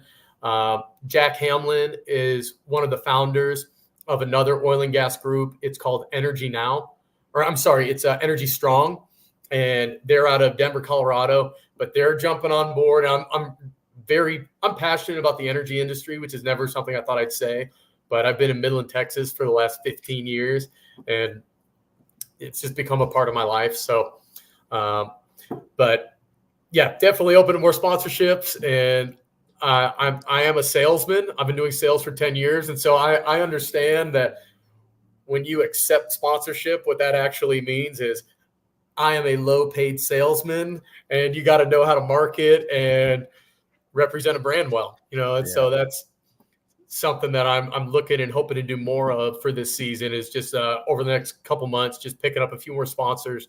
Cause I don't need a lot more, but obviously everything helps. So. Oh, for sure. It's exactly what you said, because especially how expensive it is. That's one thing I think a lot of people don't realize when they're like, oh, I'm track day, club racer. I want to go race Moto America. I'm like, oh, yeah, you got to have like $100,000. If you ain't got $100,000, don't even fucking register or show up, because it's not going to happen. Yeah, man. They don't think of everything that goes along with it. They're single-minded. Race. I just want to get on the track and do this, do that. I'm like, dude, there's so much more to it than that. It's a whole new planet, a new world when you step up to the big game, right? Yeah. But listen, I want to get to a couple of these comments, man. So we got Joshua Bailey. What is going on? He says, that boy Charley. Oh my gosh. As you can see from his little profile picture, Josh is a pretty rowdy stunt rider. Just hobby, he's out, lives in Big Spring, Texas, about 45 minutes from me. He's one of my only buddies out in West Texas that's kind of understands the Harley scene, is in a part of it. He's just good friend of mine. But he's a little hooligan himself. He was at that first track day that I was at. Nice. Or no, he did the track day before me. He was just hanging out. He was there at Crescent, just kind of supporting the homies and coming out to see who was going to show up. Steve Chamberlain, he's a big old ginger. He was out there doing BRL with me, but he was on a bagger. He was at that first track day. Tyler Elliott, Cody Melton. Cody built a beautiful bike and was out there with Moto America at Daytona. So that's Josh. Good buddy. I love it. And of course, we got the legend himself.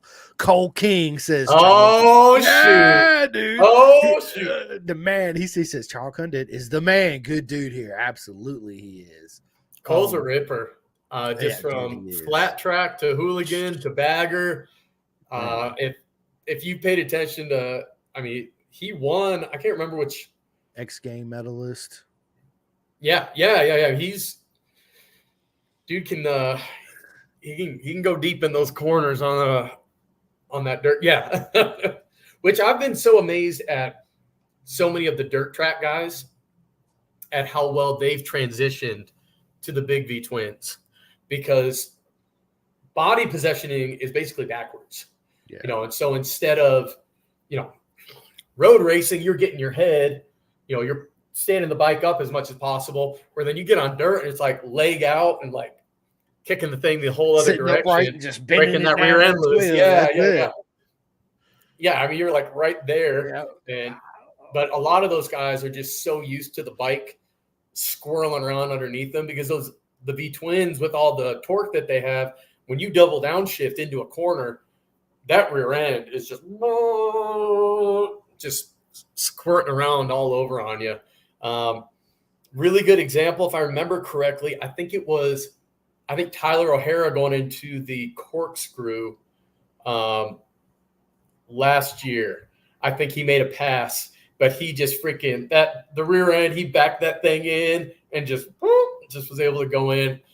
Tyler O'Hara, another really good dirt racer. Geez. Absolutely. But legend, dude. Absolute dude. Him and Jeremy McWilliams, like you said earlier, dude, his career, Jeremy went MotoGP, dude, the list goes on. Oh, yeah. Not including he's 55, 56 years old. I think he's 59. I think he's 60. There you go. Almost 60. Yeah. Whooping ass. It's like, dude, so it is possible, right? It's yeah, man. It's so go ahead. Real quick. So I have nerve damage. I gotta go pee again. Go ahead, man. No. Go ahead. I'll talk to everybody.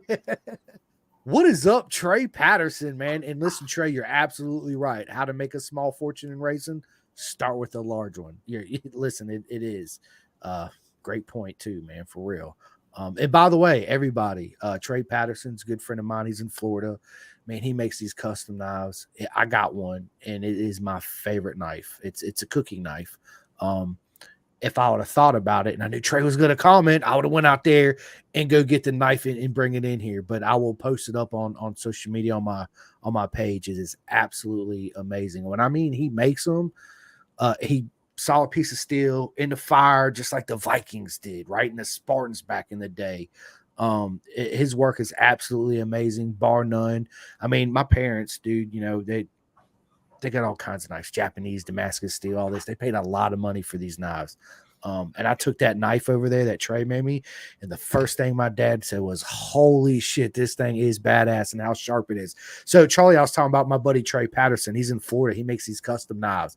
He made me a custom butcher / kitchen knife is what it is, right? And I was just giving him a shout out on podcast, telling about how amazing his work. And when he makes them, bro, it's a forge, just like they did in the Vikings and the Spartans and all that. Solid piece of steel. Dude, beat that shit with a hammer and all that, dude. It's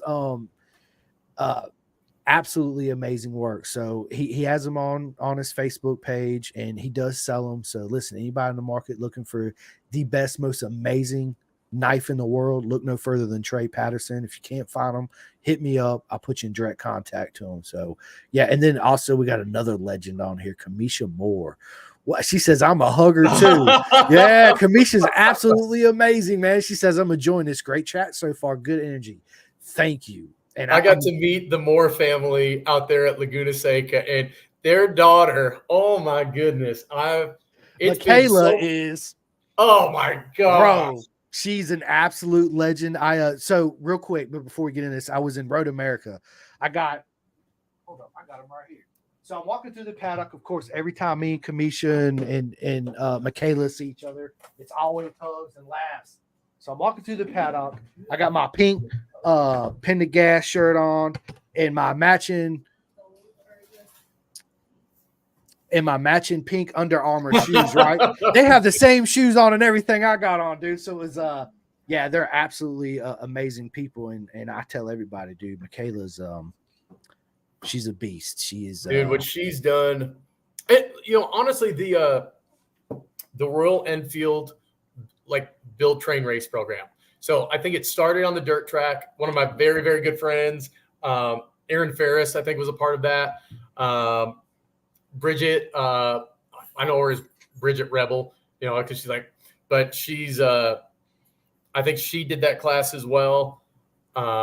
She might have done the road racing one. I'm not positive, but it's so cool. Well, from the level of motorcycle racers that program is bringing in now,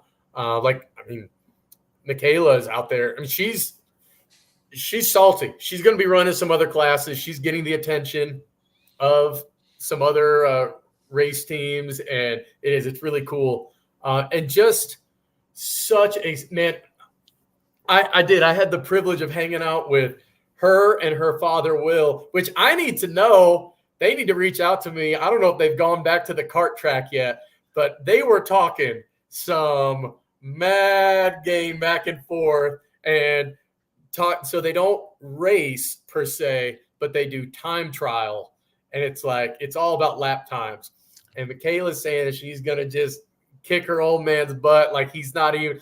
And he's like, man, I weigh this much more than you. And so she said she's going to put a weight vest on to go and even the playing field a little bit. And I haven't heard if they've done that yet. But I think Roland Sands was a part of that conversation. And, yeah, so I'm definitely curious to get a report. Yeah, but Michaela has just enough confidence to not be arrogant. Yeah. I think is the best way to say, because she's not arrogant, but she is confident. And so I will definitely give her that. But yeah, if you haven't paid attention to her race career and what her and her family's done and her brother, just salt of the earth people, really good people. I was very fortunate to meet them. Yeah, me too. I can't wait to go back and see them in mid-Ohio and get my hugs again from everybody. And you guys stay tuned because, Michaela will be on here. It's been in the works for a hot minute, but trying to get listen, this is one thing I found out about being podcasting and reaching out to road racers. It's they're like, yeah, absolutely, right. But getting them actually nailed down to sit down with me for an hour and a half is just absolutely amazing and an honor, right? Just like with Gus Rodeo, man. Man, me and Gus Rodeo has been talking about it for over a year since Jersey. I take it back, Jersey of last year. Need to get you on, man. Yeah, texting back and forth, texting back. So finally, I picked up the phone. I said, I'm calling Gus Rodeo right now. I'm sitting out back, fired up the grill, drinking a cold beer. Gus, Simcoe, bro, let's get this podcast right now. And he's like, yeah. So we set a time and a date. It's but that's part of the love that I like is I guess kind of chasing it, right? In a way, and then finally getting them nailed down. I'm like, yes, it's an honor. It's absolutely. And Kamisha says, thank you guys. We appreciate the love. Can't wait till Ohio. Yeah, Kamisha, you already know. Yeah. I love all you guys 110%. I just confirmed yesterday, so I'm not racing Super Hooligan, which I really wanted to have a bike together for Mid-Ohio. I've heard that there's a repave out there, really fun track. I was talking to Corey West about it at Laguna, and he's like, it's a fun track. So I know a few of my BRL buddies, I think, raced out there last year. Robert Parker was somebody that I was trying to keep up with in BRL when I was there. But yeah, Ohio will be good, and it is very different. when I'm not the pilot. When I'm the one, I feel like when I'm on the pit crew, snag a loaner. You already know Cole's going to say snag a loaner. So listen, are you going to be at Mid-Ohio? I'm going to be there. Yeah. I'll be there. Yeah, I was just going to say, look, we're going to get to hug it out, man. Yeah, we get to hug it. I love it. Yes, dude. Sir. But being on the pit crew side is like racing it's stressful. Pro level racing, it's not like club stuff. Club stuff, you just roll in and have a good time. And, you miss a session. It's okay. You got 10 more today. Who cares? Moto America, you get, especially a hooligan, we've got the short. Hey, we've got the shorter practice and the shorter qualifying times. For a lot of these guys, and for me, the first time I saw a track was practice. And I watched track videos, and Andy DeBrino, before I did the Ridge, he's like, hey, here's a video to watch, which was him setting the fastest lap time there. But man, it helped me so much before I did that track walk, having that video, just having that, because I watched it over and over and over and over. And then when you actually put your feet there, and you're like, oh, okay, now, I remember this. And now it makes sense. Like, okay, yeah. So there's my marker, da. And so learning those new tracks is definitely something. But yeah, when you are on the pit crew, I mean, for one, I'm kind of a perfectionist, maybe a recovering perfectionist, because I offer myself a lot more grace than I did growing up. But if you're the one on the tools for somebody else, like what Bobby Fong is, somebody that has become a friend of mine, and I take so much pride and so much pressure that I put on myself to make sure that if I am touching that bike, it is 100% correct, proper, ready to hit that track. Because it's one thing when you're working on your own bike, if you screw something up on that, well, you're an idiot. Okay, that's on you. But you reap the consequence. Yeah. And when I'm working on this bike that I know that Bobby Fong is going to get onto, like, just the level of responsibility that I feel to that is immense. And it's so different when I walk into the paddock knowing that I'm going to be messing with his brakes. And, like I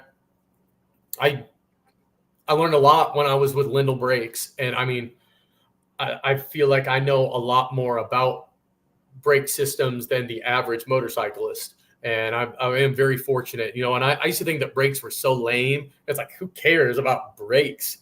Dude, now if you race, brakes are about as sexy as it gets. Because it doesn't matter how fast you're going. If you can't shut it back down and get through a corner, then you're crashing.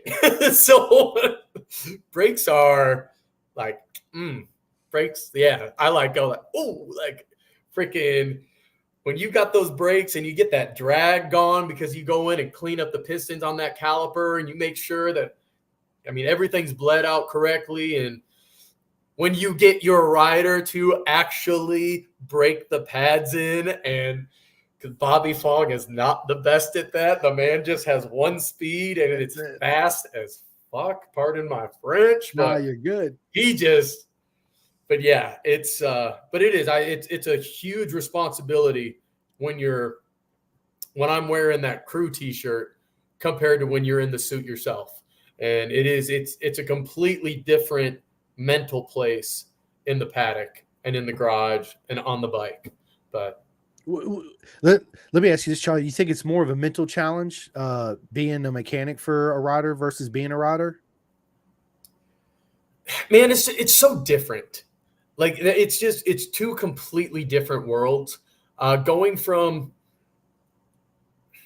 ultimately when you're the rider, if you wanted to, you could go, I'm out. This is it. Like, I put the bike down. Yeah, we're scrambling. Oh, you can get it back together. Maybe you can, maybe you can't. No, I'm done. When you're when you're on the crew, there's no I'm done.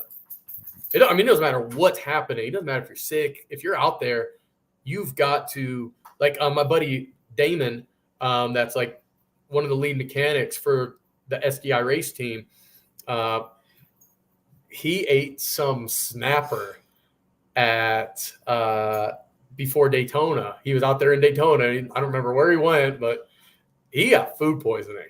I mean, he was hurting. Bad. Yeah. And you know what he did? He puked his guts out, and then he rolled out there and went to work when it was time to go to work.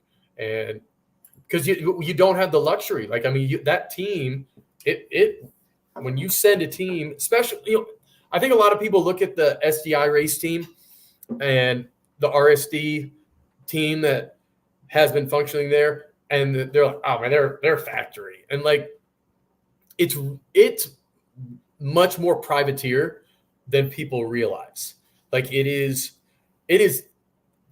there some support from Indian? Obviously. They want to see as many Indians on the box, and the way that Bobby rides and the crew that is there and the bike that's there. I mean, that bike is a monster. But we've all got to be functioning together, and we just got to, if it's late nights, it's late nights. I mean, at Coda, Cam was still there, but we blew a motor, and I don't even know what time it was that they got it done. I mean, they worked until, I think we got done at 1 a.m. I think is when we actually fired up that bike. I think something happened. We were just like, oh shoot, we got to swap a motor out. So mentally it's very different, because you have the option to walk away when you're the rider. None of us do, like I wrecked at the Ridge, and I came back out on Sunday because I felt decent. I mean, my lap times absolutely were not as fast on day 2 after that wreck. But I went out and I made the grid, or got out there on the grid, and I finished the race. And in the Air Cooled Challenge, I came in 4th and picked up points that I needed. If I had walked away, and Eric Stahl was the one that was like, we're not quitters, get your ass out there. And he's like, I don't care what you do, but get your ass out there. It's basically, as your buddy said earlier, Charlie, don't be a pussy. Don't be a pussy, Charlie. Don't be a pussy, Charlie. Good old, yeah. Get out there. Yeah. So it's a different mentality that, like, you don't get the luxury of saying I quit, because you know that you have to be there to support that rider and your other teammates. And I guess it is different when you have sponsors, when you're like fully sponsored. I talked to Josh Heron after my wreck at the Ridge, and I was like, man, like, how do you do it? Because at the Ridge last year, I think it was in Q2, Josh went down and turned 7. And it wasn't just a little, I have a little low side. He ragdolled. I mean, like, they've shown that clip a few times, and he just tumbled, and he was stumbling around, and he freaking put it on the box. He goes out and freaking, I think he got 2nd place in that race.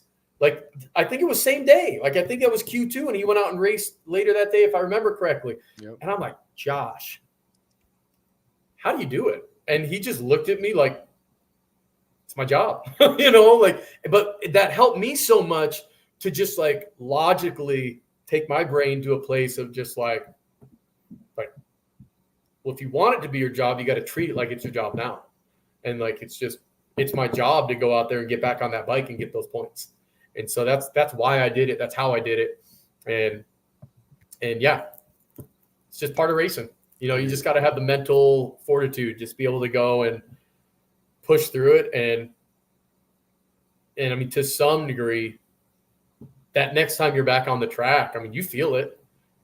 Your nervous system is going, no. Like, I remember where this leads to, and you've got to just tell it to shut up and just keep pushing and just keep going. So yeah, you're right. It's as my buddy says, faster the fuck up, right? Like, yeah.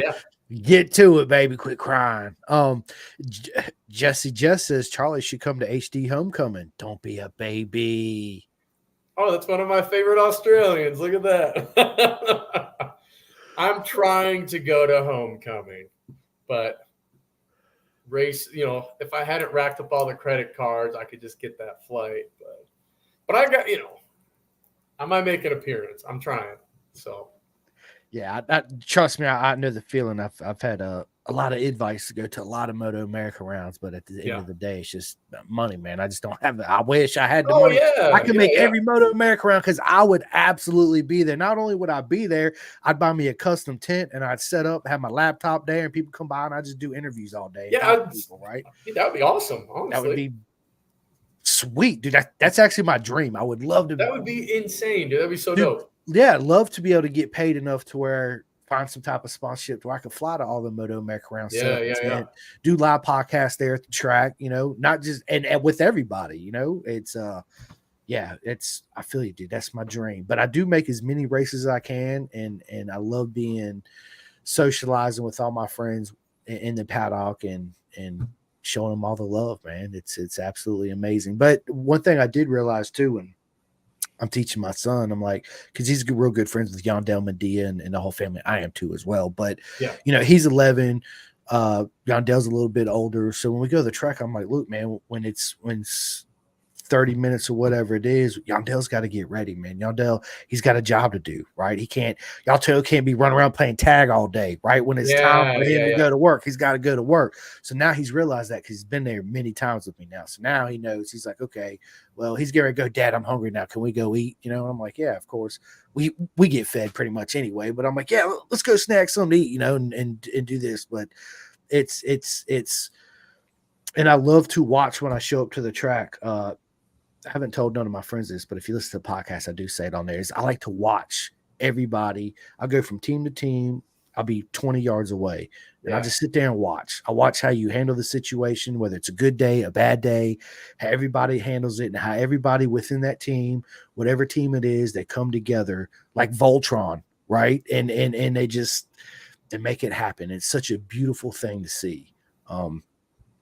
Yeah, it's absolutely amazing. There's nothing like the beautiful circus we're in, man. Absolutely not. It's chaos. Dude, well, it is. It is. It's a chaos circus, and every circus has got its clowns too, right? Our team is the old RSDSDI race team might have more than your average of clowns, man. Curtis, I'm talking about you. If you're watching this, man, that dude. I can't wait to come out there and meet you and everybody, man. It's going to be an absolutely amazing time. Absolutely, man. Come by and come in, give me a hug. I'll introduce you to everybody, man. It's just the best group of people.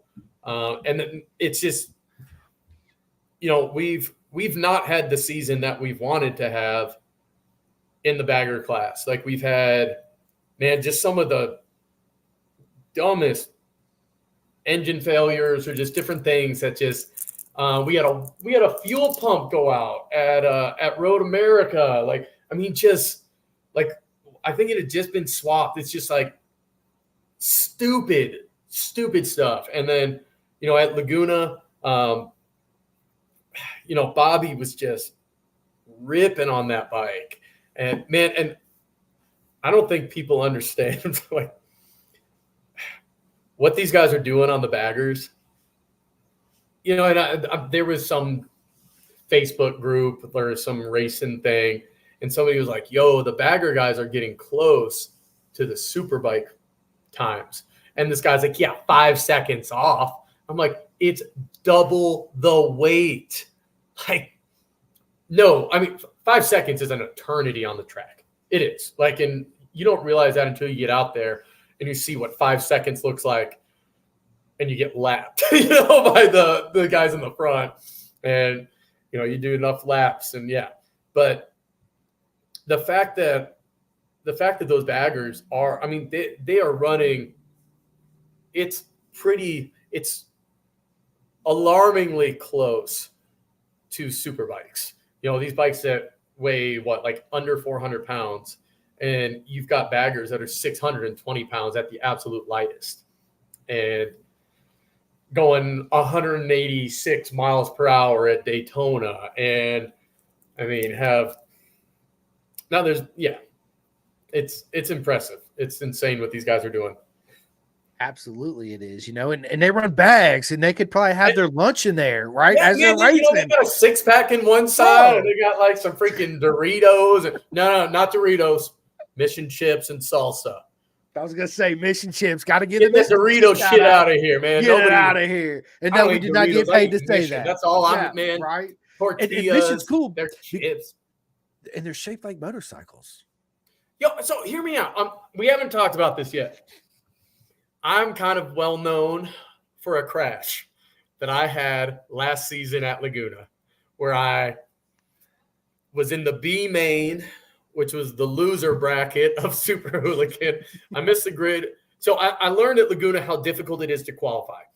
It's a fast flowing track, and it's not easy to make passes. Like, it is what I would consider more race time passes. Like, it's if you make a pass at Laguna, either the rider in front of you makes a big error or you're going for it. I mean, you were just fuck it, boom, I'm going. And so I got behind some bikes that it was some water cooled bikes in qualifying that, I mean, I'm on them. I'm going deep into right on their rear tire, and I'm right on them as we're freaking tipping in and we're going.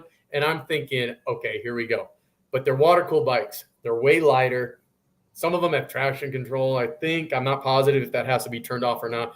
And I just watched that bike just go and pull away from me because I weighed 220 pounds more. And I'm just too stubborn and dumb to think, man, maybe by the second or third, second lap of doing the same thing, thinking I'm going to get it, I should have pulled off, but I didn't. So long story short, when I went and freaking just stuffed the guy into turn 2, made on the lap that I was behind him, stuffed him. I cut just from the previous laps to that lap, I cut 3 seconds off my lap time. Because I finally had some open track. And so I know I could have done better, but that was my first, and that wasn't even like a clean lap because I had to make that pass coming into 2. Well, then the checkered flag waves. So that was like my only good qualifying lap. I missed the grid by 1.4 seconds. I really think I could have made that, but still, that's kind of the burden of being on the air-cooled bikes is like, you're not fighting to be competitive. You're fighting to make grids on those bikes. So I end up in the B main. I'm in the loser bracket, whatever. I'm in the front of that. Get a good start. I'm leading the race. I've never led a race before. I'm just like, oh, shit. Okay. Oh, shit. Oh. I'm like, oh, nobody's passed me yet. I'm still here. I'm still in the front. I'm like, oh, man. Okay. It's all good. All good. All good. And I did what I shouldn't have done. And I think it was like lap 3, 4. I go through 11. And as I'm starting to go on the main straight, I do what I've seen some of my favorite pros in the class, and I peek over my shoulder. Well, I'm just going to admit right now that where I'm at in my racing career, I just really need to be focusing on what's in front of me, not on what might be behind me. And so by looking back, and this is where I feel like there's so many life lessons that carry over from racing into real life that you can really learn, but that'll be on the next podcast. We'll get all philosophical on that one. Absolutely. Yeah, that'll be good. Will. So, but I look over my shoulder and I go, oh, shit, everybody's not too far behind me. And so what do? I think that I'm going to magically pick up this gap by going way deeper into turn 2. And then I was like, oh, downshifting and on the front brakes. And I tip in and I go wide. And I just said, come on through, Michael Smith. Let me see what the back of your tire looks like. And then I'm chasing him. Well, I'm very competitive. And, Nate Curran called me and referred to me as the nicest guy in national racing. And I'm like, oh, cool. And he's like, that's it's not good. He's like, you got to be an asshole. You got to be an animal out there. And I'm like, yeah, but when the visor goes down, like I'm competitive. So I'm chasing him, and I made a few attempts to get the pass. Almost got him here, almost got him there. We took different lines through Rainy Corner. So that's turn 9 after you go through the corkscrew.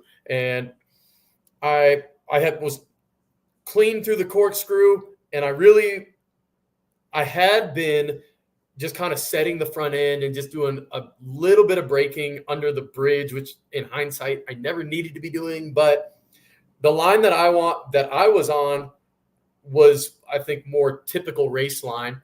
But the problem is I was going faster than I'd ever gone through that corner, because I'm like, this is my chance to actually gain some ground on him, and trying to set myself up to get him in turn 11. And so being on the bike that I'm on, my suspension is, and going down the hill there, your bike kind of G's out a little bit and you are full squat. And my body positioning, to be completely honest, should have been I could have been off the bike more, and I should have been off the bike more.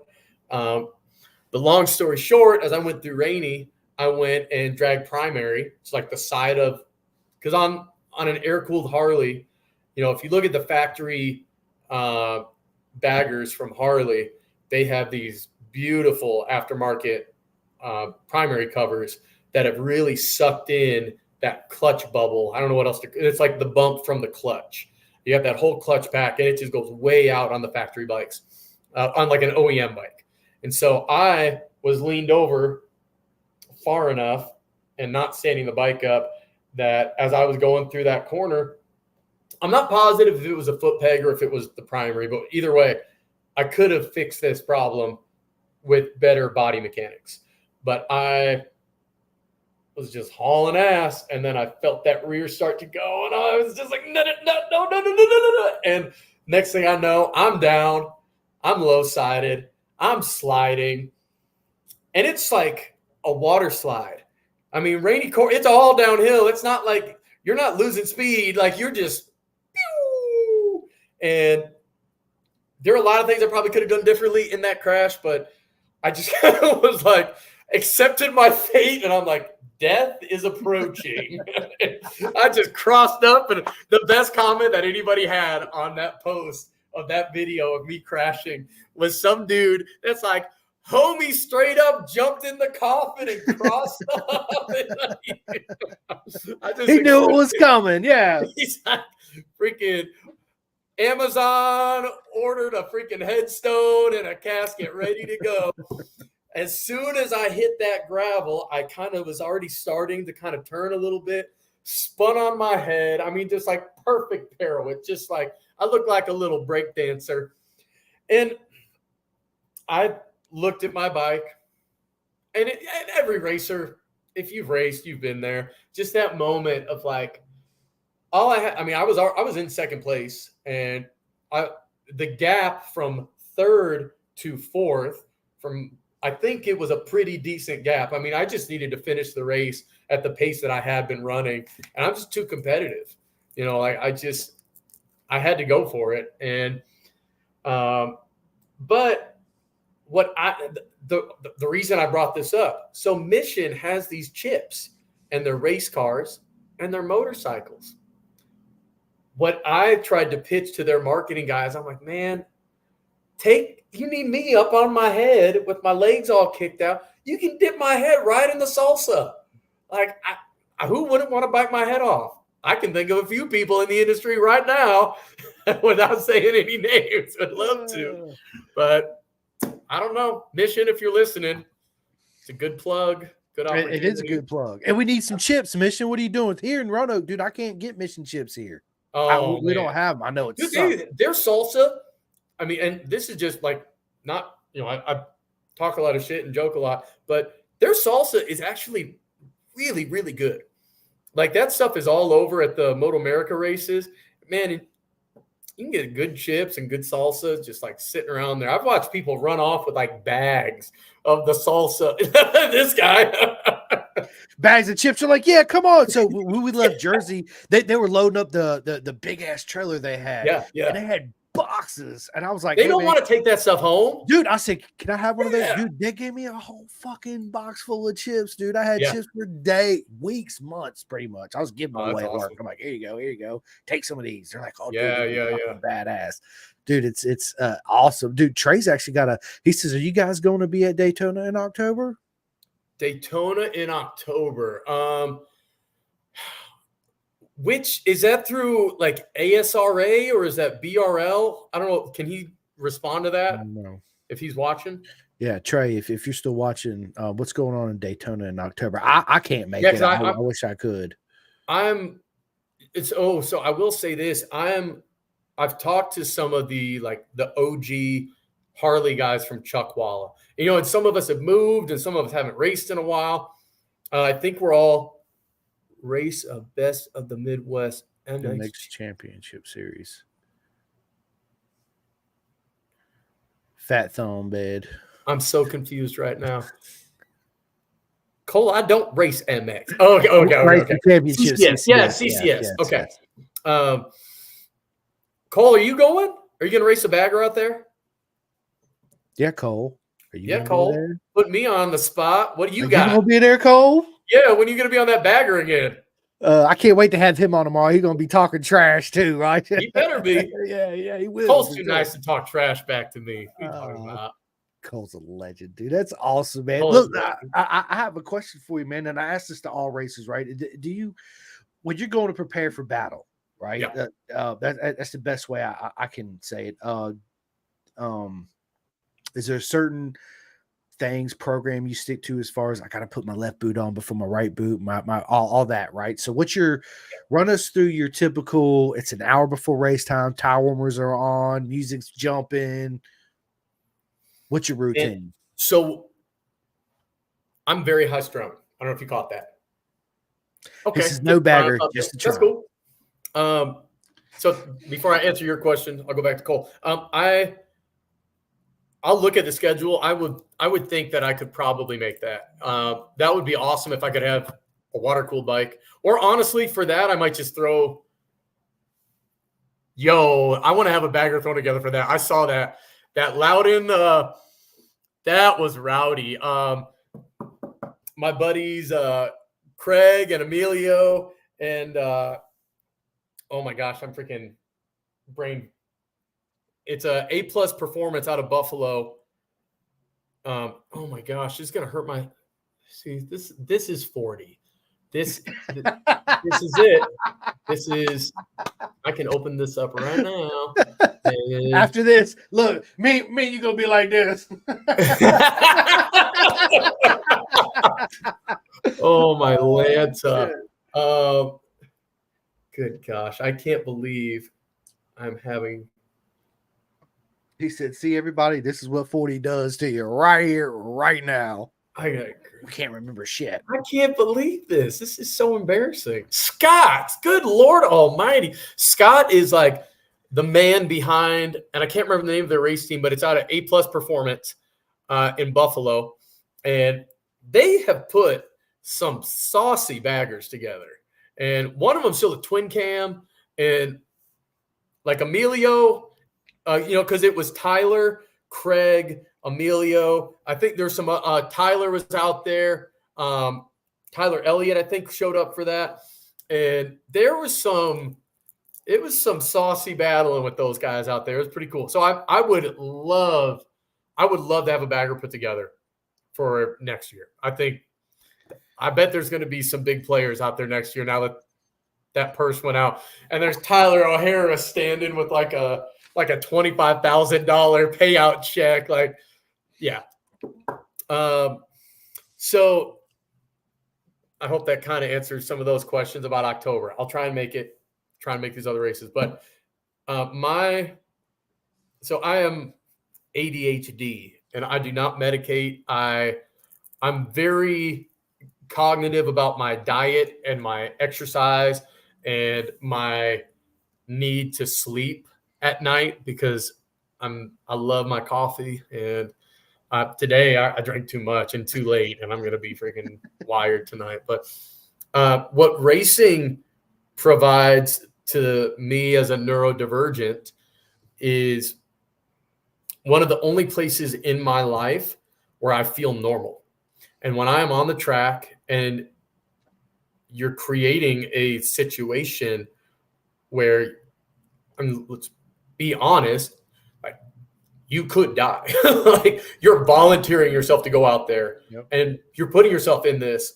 And what that does for me and my brain chemistry is it actually calms my thinking down, because I hyperfocus, and it just puts me into like the whole, like, oh, when you're in the zone. And any racer that's been on the track, you know that feeling where it's like you're on your line, you're just freaking body positions there, and it's like you and the bike, I mean, are just seamlessly just going through this corner. And when you're on your brakes, like, you're so smooth on your brakes, and your downshift is timed right, and you just freaking, like, you're one with that motorcycle and with that machine. And, you know, I think about the fastest Indian, you know, Anthony Hopkins, and, you know, aren't you scared you're going to die? And he's like, young man, and what is it, like, the 5 seconds on this bike, you live more than a lifetime of most people. And I totally butchered that, but it's like, that's the idea. And man, I've gotten to experience that. I've gotten to live that. And so with my pre-game warm-up is I just quiet. I don't listen to music. I'm not trying to get hyped up, because I'm always hyped up. Like, I still have like the energy of like a freaking 14-year-old on Code Red Mountain Dew. Kevin Hemmer, if you're watching, he was a kid. He's one of my very, very good friends. He was a kid I was a camp counselor when I was 18. That kid was out of his mind. He's still out of his mind. But so I have to really calm myself. I do the same thing. You know, I go and get my little, my little undersuit. Like the little, I don't remember what they're called, but you know what I'm talking about. Like the little moisture wicking undersuit. Yeah. So get that thrown on, and I really just kind of like just try and just slow down and put my suit on, and I'm just making sure I'm just slow, drinking some water. I'm kind of known for eating. I'm always eating bananas. It's a great source of calories, carbohydrates, and potassium, which, as a racer, your hydration is one of the biggest physical battles that you have out there, because it's normally hot and you're in a thick leather suit and you can never drink enough water and keep the electrolytes. Like, you're always having to consume water and electrolytes. And so bananas are really good, and it's something that's relatively light. So I probably am eating a banana, which I don't know if you saw the picture of me that Svet Laguna, the RSD photographer, was doing a picture of like Brittany Crowell and all her like umbrella girls. And I was just standing there with a banana. And I saw what was developing, and I'm like, oh man, this could be a hell of a picture. I just can't not. I was just. So there was like kind of some history with the banana thing already between Kyle Birch and with Forever Rad. He's pretty famous in the Indian custom. I mean, he's very famous in the custom Indian scene. Steve Chamberlain, and then his mom, Karen, which she has labeled me the banana rammer. That is my nickname, because I'd always be caught with a banana, and I would like make eye contact with Kyle. And yeah, I'm writing that down. So there was that, but I'm normally drinking water, slowing down, eating a banana, and then I just always, once the boots are on, I get the boots all cinched up, but my suit's probably still unzipped, and I'm still just trying to just be quiet and just kind of slow my thinking. And you'll normally find me with my eyes shut, and I'm just picturing what I'm about to do, and I'm just thinking about it. I'll maybe stretch a little bit, kind of, just drop into my knees and try. I'm 40. I got to keep the hips limber, so I'll do some of that. But I always take a full water bottle, whole thing. Like that's just part of my ritual is before the helmet goes on, it's a full water bottle. And I mean, I'm hiding it well today, but I got a mess of hair back here still. I'm very proud of that. I got the hair going on. I'm 40 and I'm still Me still too. kicking. I'm with you. Look, See, look at that, man. That's something to be proud of. I mean, I had nothing to do with it, but yeah. So I just wet the hair down and I keep it all, it just keeps it all back. I put the helmet on, and then I just go stand by my bike and, just let her know that I love her and I want to I'll love on her a little bit and we'll kind of have a little moment. And then, warmers come off and stands drop, and then it's all business from there. So it's Spartan time to get the purse. Spartan time. That's it. That's absolutely awesome. Listen, I'm a lot like you when it comes to I got ADHD and I don't take no medicine. Yeah, it's hard for me. Dude, it's a daily struggle. People that don't have it, don't realize what a struggle it is. Absolutely. Motorcycles and podcasting are two of the things that make me hyper focus. And nothing else. I don't think about anything else. I'm just 100% But as soon as we get done, we get off here, my mind's going to be a million different ways. And, oh, man, I'm going to lose my socks and probably light my truck on fire. Yeah. And it's the exact same thing, man. And that's where finding racing, because I was at a very difficult point in my life after my father passed away, and racing took so many things in my life, of my entire life, that didn't make sense and just made sense of all of them. And I found people that think the same way that I do, that love the same things that I love, that have bizarre dark humor like I have, and just everything. And, so when I say that I've met some of my closest friends, my buddy Eddie, he's a photographer for Sly Fox Performance. He is one of my best friends. Like, his dad is like my California adopted dad. And I have just found this community and this group of people that it makes sense of all the noise that I have. And like you were saying, I mean, the motorcycles, if you let me, assuming my bladder could handle it, I'd stay on this thing and talk about bikes and racing and suits and specific models and the future of racing and V-twin racing and Moto America and what's going to happen in Europe with this stuff. And, the fact that baggers were in MotoGP back in at Coda. I mean, dude, this is my passion. This is, I love this. I love this world so much. And that's why I'll go volunteer just to show up and get put. Like, my birthday was last weekend. I turned 40 at the track. I could have had some cush weekend where, I could have gone to Mexico and sat on a beach and smoked a cigar and just had a nice lazy time. And instead, I volunteer to go and bust my ass all weekend, working to help Bobby Fong on the track and then all my boys. I'm like, man, like, the only other thing I'd really want to do is go see my family, which they don't know it, but I'm going to drive out to Arkansas from here. And I have no idea if any of them are even watching, but yeah, I mean, Stevie, the owner of SDI Racing, I called him up about going to Laguna, and he's like, Charlie, my lad, don't you worry about it. We got enough guys. Man, thank you so much for the dedication. You have a good birthday weekend. And I was like, oh. I'm sad about it too, right? Okay. You're like, wait, what? Okay, cool. No, that's cool. Yeah. And I hung up. And dude, I was like, no. Like, I was sad. I was. And and I was kind of juggling a few possibilities of what I could do for my 40th birthday, but that made it really clear to me. I felt like I got like turned down for prom or something, and I was just like, oh, man, like, what am I going to do now? Like, take the ugly chick? Like, no.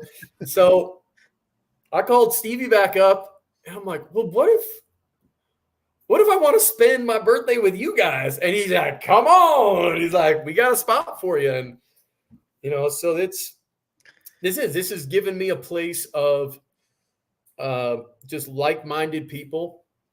And I feel like I've picked up a lot of this very naturally, just being on the track. But I have so much more I want to do with this career. I mean, I am just at the surface of this. I'm just starting, and I am 40. But I look at guys like Jeremy McWilliams. Oh, we said the same time. That's awesome. Yeah, I mean, Jeremy McWilliams is a huge inspiration to me, and I made the choice to go completely sober. Okay, I'm going to tell this story.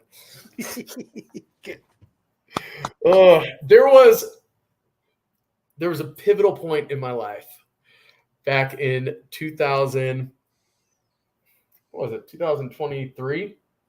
So 2023. So I had just spent, it must have been 22. Yeah. Yes. Yeah. I'm sorry. It was June of 22. So it was a few weeks before Laguna, maybe a month before Laguna. And that was my first pro race. But I was in Arkansas. There's King Tony. He's a stunt rider. He's got a shop over he's in Arkansas. It starts with a B. Benton. So he's in Benton, Arkansas, just south of Little Rock. It's his birthday weekend. Huge party. And I was working for Lindell full time. I was living on the road. I was on my Dyna, just ripping around the country and sleeping in parking lots, crashing on couches.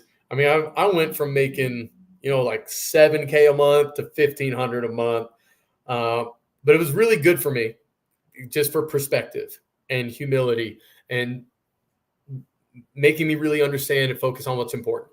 And so, which I very quickly discovered that drinking was not important, because I drank a lot at this party, and I probably had more alcohol in me than I needed to.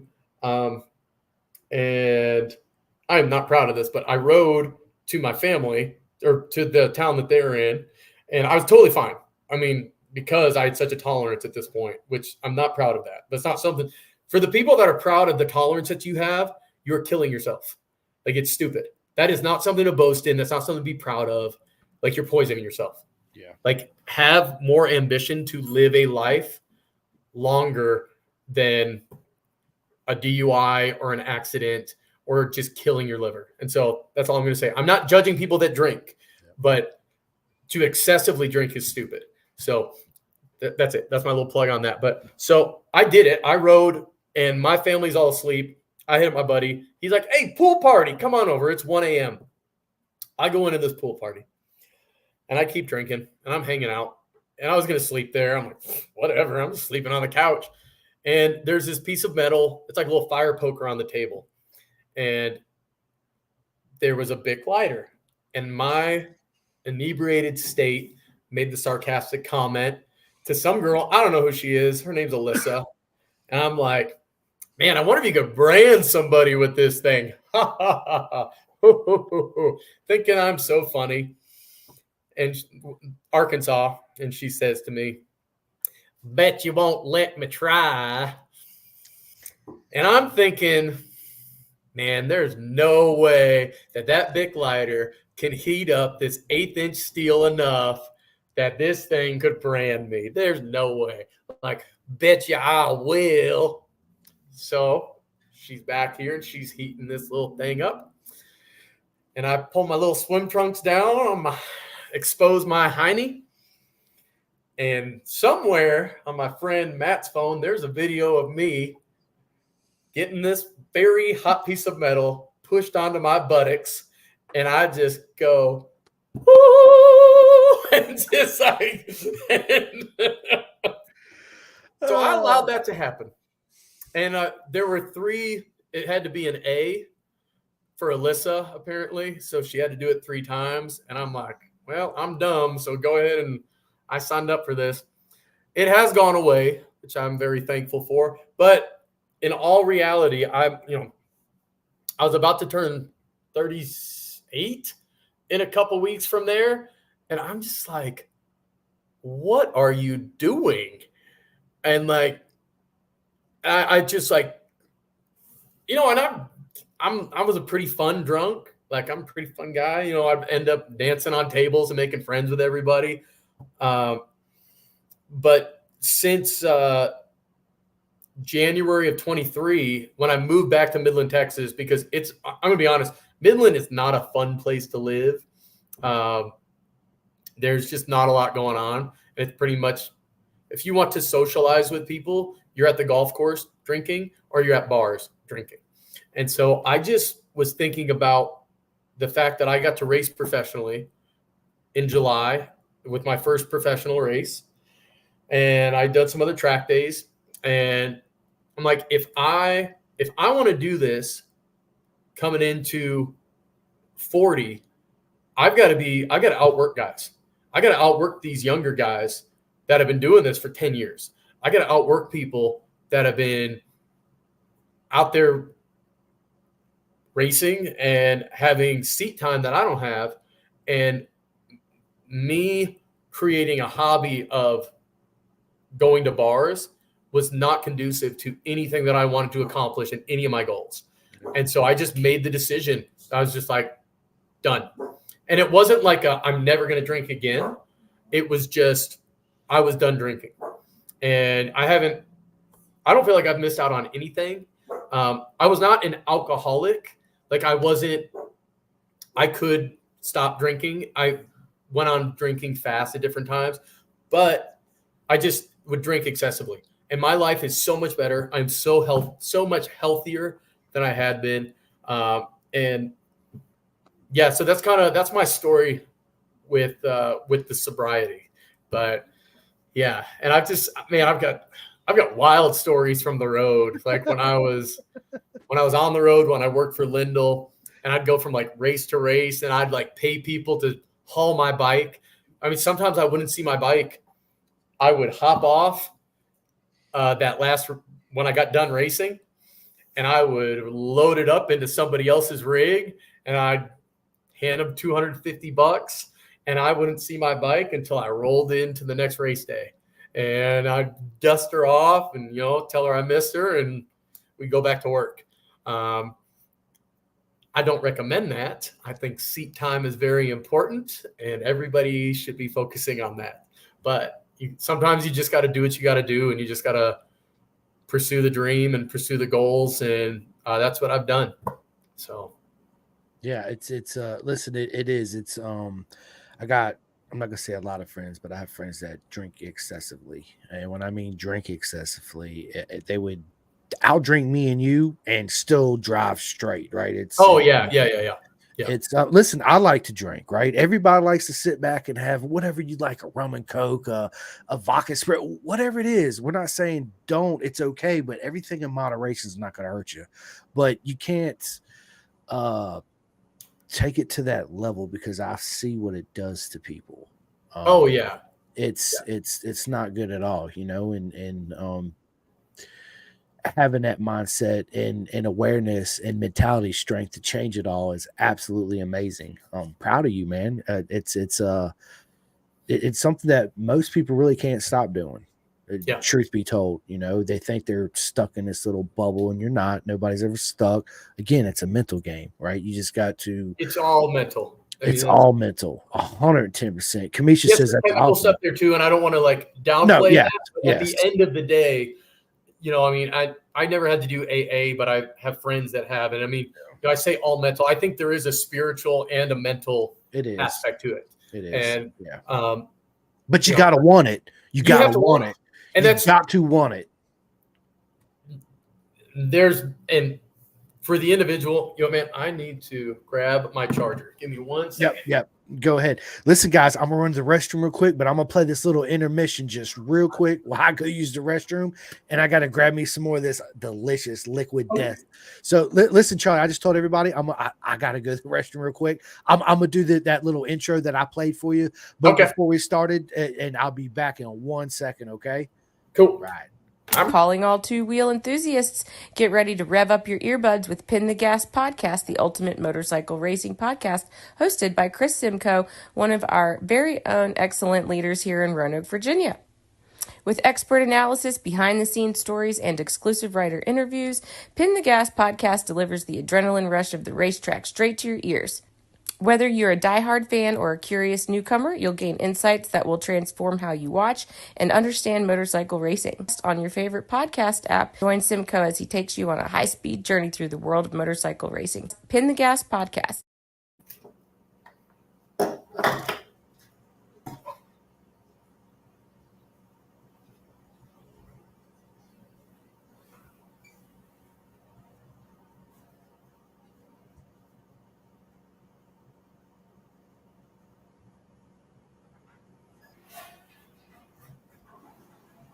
Oh, good. He's not back in.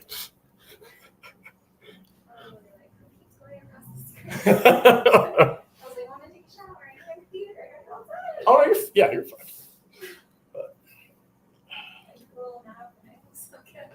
Oh, you napped over? Just for 10 minutes. It's all I can nap for a time. Oh, I woke up and I was like, oh, it's still going. Okay.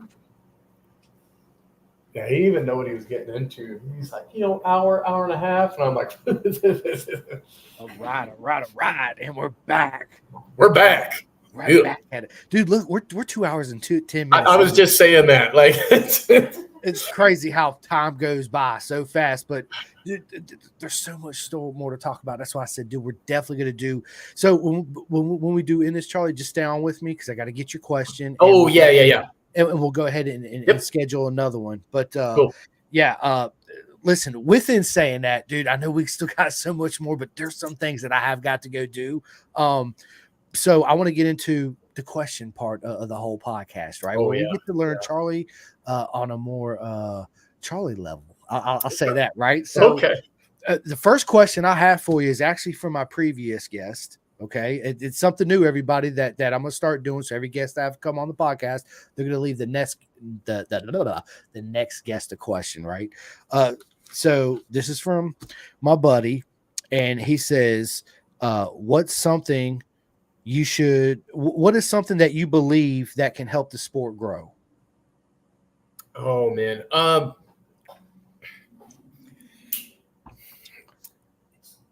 this is so the way I'm going to answer that question is coming from the V-twin racing, because that's what I know.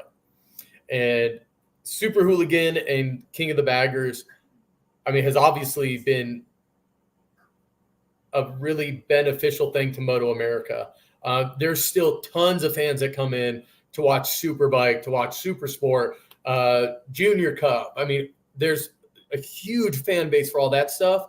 But the King of the Baggers and the Super Hooligan has just kind of – I always think of Happy Gilmore when, like, Shooter McGavin is like, I saw two naked hippies having sex in the bushes. Like, I feel like that's kind of what King of the Baggers and Super Hooligan is kind of brought into Moto America. But – just like in Happy Gilmore, the change was good, it's good. So it's opened things up to a whole new crowd. And so that's helped grow the sport. But what I think is lacking is the thing to help the V-twin racing grow is regional clubs that are more focused on feeding Moto America with V-twin racers. It's weird the first time a Harley comes out for a track day. It's weird.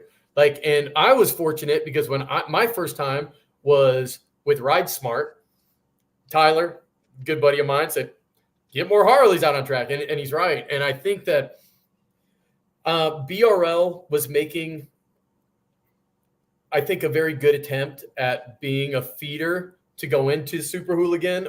And for whatever reason, and I have some opinions on that if anybody wants to hear them, like that's a whole nother long conversation. But I do have some opinions and thoughts on that. CRA on the West Coast, CVMA at Chuckwalla. Those have both been some of the better feeders. But what we need to see is regionally, because that's just the Southwest. And there's this big group of performance Harley that comes from Southern California and Arizona that has provided a majority of the guys that have come up into the V-twin racing on the Harleys. There's other guys that I think were just club racers on sport bikes that saw the opportunity to go race Moto America without having to compete with like trying to go out on Superbike, because you're not going to make the grid. More than likely, you're not making the grid. And so Super Hooligan is an opportunity for guys to get out there. So regionally, we need to see more track days that encourage and welcome V-twins. But,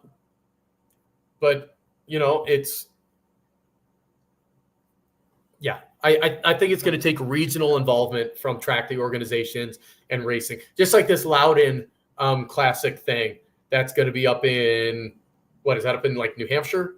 I think. Yeah. So you've got opportunities like that. Like that needs to happen. And then also like Loudon, there needs to be contingency. All the people that are like, and I saw it. I will never ever share the names of these companies or people, but I've been told, oh, Charlie Davidson, you're killing it. You're doing it, man. We want to sponsor you and blah, blah, blah, blah. And every racer has heard it. And at this point, I'm just like, show me the contract. Let's go. Like, I'll sign it. Let's get it. Let's do the numbers. Like, it's kind of a business, like let's do this. And like, I'm ready to sign up and be your little salesman. You go and do this, we'll do that. You get your tax write-off. It's a beautiful thing. And there needs to be contingency. Like, I explained to a buddy, I'll just say his name because I freaking love him so much. He's like one of my favorite gingers. Carbon, so proud of you, man, for going out to Laguna. 2 classes, dude. Like, your first time in Moto America and you're on a bagger and you're on the FTR. Like, so proud of you, man. Freaking rock star. Love you, buddy. Watch that kid. He's going to do cool stuff. He's coming back next season. He's going to do the full season. But he asked me a question about, man, he's like, I couldn't believe it. I went to race control and I kind of had this conversation, had that conversation. I'm like, buddy, yes, we're all passionate. We all love this. Everybody loves Moto America. Yeah. But it's a business. At the end of the day, Moto America is a business, and they're here to make money, just like every good business. And they're going to make decisions that make money. And if they didn't do that, it would fall apart. And so, like, I'm glad that they look at it that way and that they are self-funding and they are smart about how they've done their sponsorships and different things. But there needs to be more contingencies, which KTM and Harley both stepped up in Super Hooligan, and there's some contingencies this season. But there's so many other brands, even if it's $10,000, which to a lot of these like big motorcycle parts companies or suit companies, or Alpine Star. If you're wearing an Alpine Star suit and you get on the box in Super Hooligan, whatever it is, or but there has to be the money there, and there has to be feeders going into the V-twin racing regionally. It can't just be the Southwest. And so that's what I think. Yeah, there it is. No, you're absolutely. We'll definitely do a deep dive into that on the next podcast because, dude, there's so much stories I want to hear about you traveling and all that good stuff we had. Yeah, I know. So let me ask you this, Charlie. What's your worst habit? Oh man, my worst habit, man. So, like, my big struggle now. Because I used to vape, and it was more, and I'd bump cigarettes if I'd smoke. I need to quit, dude. I'm And working on it. dude, that was so difficult to quit. Dude, I'm embarrassed. Like oh man. People are gonna be like, this guy is a scuzzball. I threw like one of the high dollar vapes. My buddy gave it to me. I didn't even pay for it. But you know, it was like a $150 vape or something like that. I don't even know. Threw it in the trash. Done. And I was like, 2 hours later, I pulled it out. Gave it a little wipe down with the Lysol, the Lysol rag, and I'm like, but I actually threw it in the dumpster, and I'm like, the fuck if I'm going in there. But I finally did it that way. So my worst habit now, physiologically, your body, when you're drinking alcohol, there can be an actual sugar addiction because of the way that your body breaks down the alcohol and turns it and deals with the glucose and what your liver does. Is that right? Is that what you're telling me? Yeah. And so I developed the most ravenous sweet tooth when I quit drinking. And like, I can freaking, and I don't, but I am so capable. I mean, I could eat a cake or a pie. I mean, I could, like, I'm talking one sitting. Now, like I said, I'm disciplined and I don't, but that's a big struggle of mine. And I am very fortunate that like my mom did not raise us to drink soda because that would probably become a big problem for, And so I just, the good thing that I do is I drink a lot of water, which I pee a lot. If anybody's been paying attention, you caught on to that. Me too. Yeah, we both did. Yeah. But man, I've got a sweet tooth. Like you can't, man, Twix bars, Reese's peanut butter cups, ice cream, cake. I mean, it's just, I splurged over the weekend at Laguna Seca because it was my birthday. And Steve, the team owner, his wife bought this Boston cream pie. And I was like, oh. So I got back to the Airbnb and that's there. And the next night, one of my very good friends, Alexis, she works on the Harley pit team on James Espoli's bike. Well, it was her birthday a few days later. And so she had a cake and I'm like, yo, give me some of that cake. And then for breakfast, somebody goes, hey, it's his birthday. And I get this crepe with a cake. And I bet that I had consumed more sugar this past weekend than I have in the last like 5 months, 6 months combined.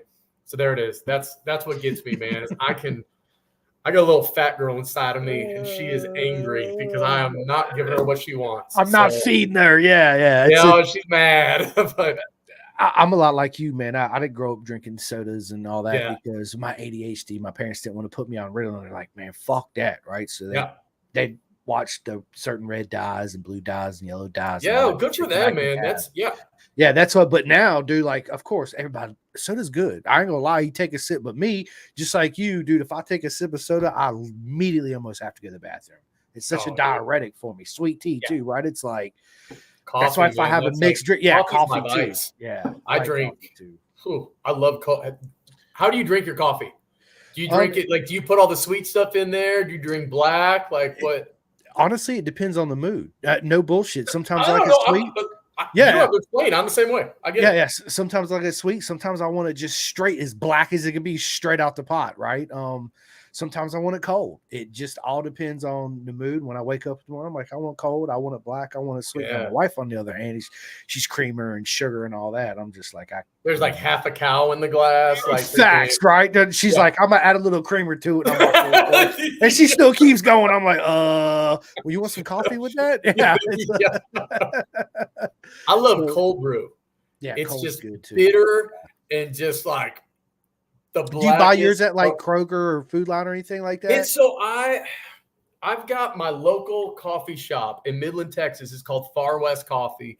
And now there's a new place called The Grind, and I've been going over there. But Far West has some delicious cold brew, and it's kind of like my people. You know, it's like my Cheers, basically. Where everybody knows your name. You know, it's like some of that for me. But But man, I'll just go in there and just get a cold brew to go. And seriously, like the more bitter, blacker, like the better for me. Like I want it. I want to take a sip and have to be fighting like oh my. But yeah, It's that, and I got a coffee grinder, so sometimes my wife's got the K cup, right? So she'll do little K cups, and I do too. But there's times where I want to grind the coffee. I want that aroma. I want that smell. I want that sensation, right? That's whole part of the process of. But yes, it's like a spiritual like. It really is. Bullshit, yeah. You look so good. I'm sitting there and I'm drooling, waiting on this stuff to get done. I'm like, yeah. Yeah, man, it is. So listen, we got my good buddy Birch, dude. Everybody knows Birch. Hey, what's up, man? Yeah, dude, Birch is the man, dude. I can't wait to see you in Mid-Ohio, Birch. Dude, Birch and Rob and their whole team. Dude, it's absolutely amazing, dude. Yes. If Rob's watching. You almost made me spit up my water. That was awesome. I didn't mean to time it that way, but no, you're good. You're good. That's the love. That's the love that Rob and I have. And we can't forget Dakari, because Dakari is absolutely an amazing human being too, man. He works at K-Tech, so yeah. Dude, they've got who's the other gentleman that's with them? I can't remember. I'm talking to Birch. Yeah, who's Birch. The other guy? Yeah. I don't want to. You've Dakari, and then I can't. Dakari, Birch, and I can't remember. I really can't. Come on, Birch. It's your time to shine. He wears glasses. Yes. Yeah, I know exactly who you're talking about. I just forget his name because I'm not good with names, to be honest with you. I'm really not. I used to be I'm good with faces. I'm gonna blame Kendall. That's it, Kendall. Yes, yeah. Yes, Kendall. Yes, dude. They've got an awesome crew. They do. Oh, okay. I should probably say this. I have to Gunnar and Jessica. Jessica. She does her own like sales consulting. It's like Jessica Shine. Like I think it's like Shine's sales consulting or something. She got me connected with Birch. Cover your ears, okay? She got me connected with Racing Bros. And last season, Kai with Racing Bros. He's like engineer and sales for them, and they hooked me up with rear suspension for that race bike last season and came out. Kai flew out to Coda. We installed it on the bike and he sent me out 2 laps, came in. What'd you think? I'm like, okay, in turn 1, I got this, I got that. Turn 2 was good. Through the S's, boom, boom, boom. Oh, I felt a little chatter when I went here, and he tuned everything for me before the races out there. And I'm just some dude. I love to go fast. I love racing. I love motorcycles. And I'm blown away that a company invested so much in me. Scorpion helmets. They probably got tired of me showing off how good their helmets work, but they brought me a new helmet every race that I needed it. We got Chris and Talara. I met a few of the other guys over at Scorpion, but I'm a huge fan of that brand. That is what I still run. I run that when I'm on the road, and then also when I'm racing. Lindell Brakes was a huge part of my racing. That's all that I ran on my bike with their rotors.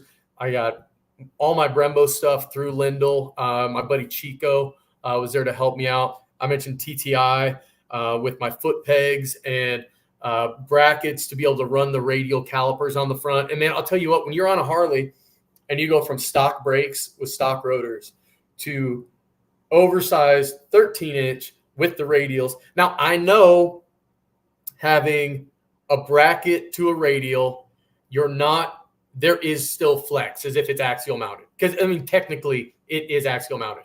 But the amount of leverage increased from going from an 11.8 to a 13-inch and having the radials and having, Harley is learning that Harley riders want performance now. I really think that the industry can thank the guys out there on the track in Super Hooligan and in King of the Baggers and they can thank Indian because Indian started, well, really it was Victory. They were the first ones to do the inverted front ends. Yep. They were the first ones to throw the Brembos on. And then Harley started going, oh, shoot, these people are serious about this. And Harley started to follow suit. And now you've got way better bikes.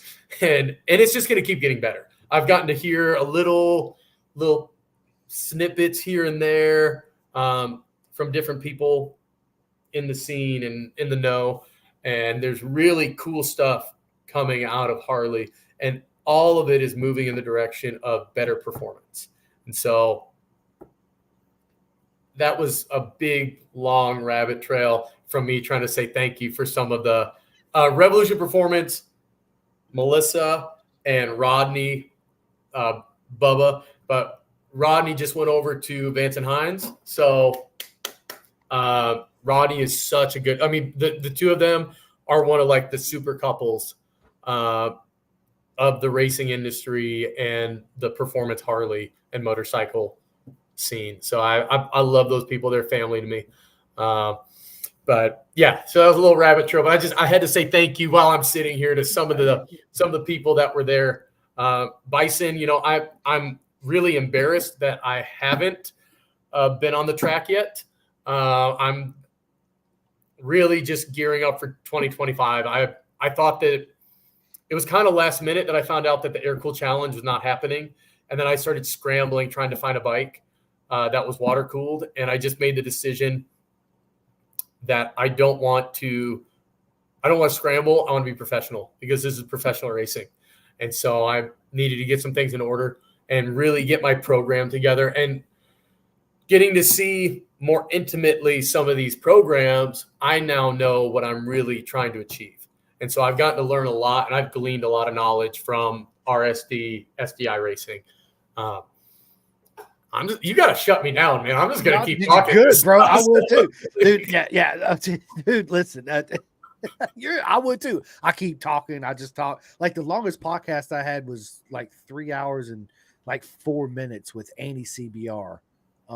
That's awesome. But we're approaching 2 hours and 32 minutes already. You know, it's like, I love it. This is the part I love. It's like friends that share the same same sport. Yeah. And laughing the whole nine, right? Yeah. It's such a great, because our energies match so well. It's just, yeah, man, absolute honor, man. And I'm a lot like you, right? My ADHD, you can tell I can't really sit still for too long. I'm always, dude, I've been, time. You can't yeah, see dude, it. I can't. My legs shaking like I'm yeah, for real. It's so listen, let me ask you the next question. Are you into, I listen to a lot of audiobooks. Is that something you do too, Charlie?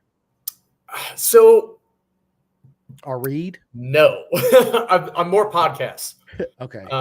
You know, what podcast do you listen to? I like Rogan. I'm not, man, there's actually like there's another podcast called Blurry Creatures, and they're like Christian dudes that are like, yo, let's dig into Bigfoot. Let's see aliens. Hey, see the alien stuff. That I got that story. I'm not saying it was aliens, but I saw UFOs. I went on next one. Yeah, we'll sit I'll after talk about some road trip stories, but that's one of them.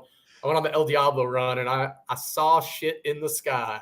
So, but yeah, I should have played the X-File beginning when you said that. Yeah. That was one of my favorite shows growing up. Me too, man. Absolutely. Yeah. I had a crush on that redhead. I don't remember her name, but I was like, she is too serious. Yeah. God damn it. I wish I could think of her name. It was Mulder.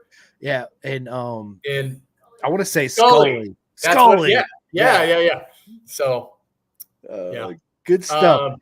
So podcast. Podcasts. Man, I actually have a degree in youth ministry. I invested about 10 years of my life making very little money, but investing in younger kids' lives and just trying to share good values and morals and life lessons, as well as, like, for me, where all of those things come from is my relationship with Jesus Christ. And so that's been a huge, that's how I got to Midland, Texas in the first place, was working for a church there. I haven't been involved in ministry for a while, but I really feel like there's something for me using motorcycles and being able to reach out to youth. And that's something that's been on my heart for 16 years now.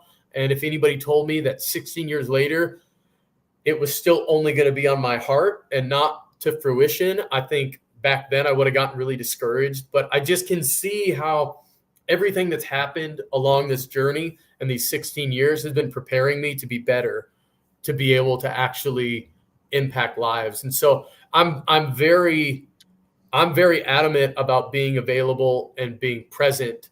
And whether it be high school kids or college age kids or just young adults or whatever that looks like, I want to be able to make a positive impact. And if anybody watching this, if there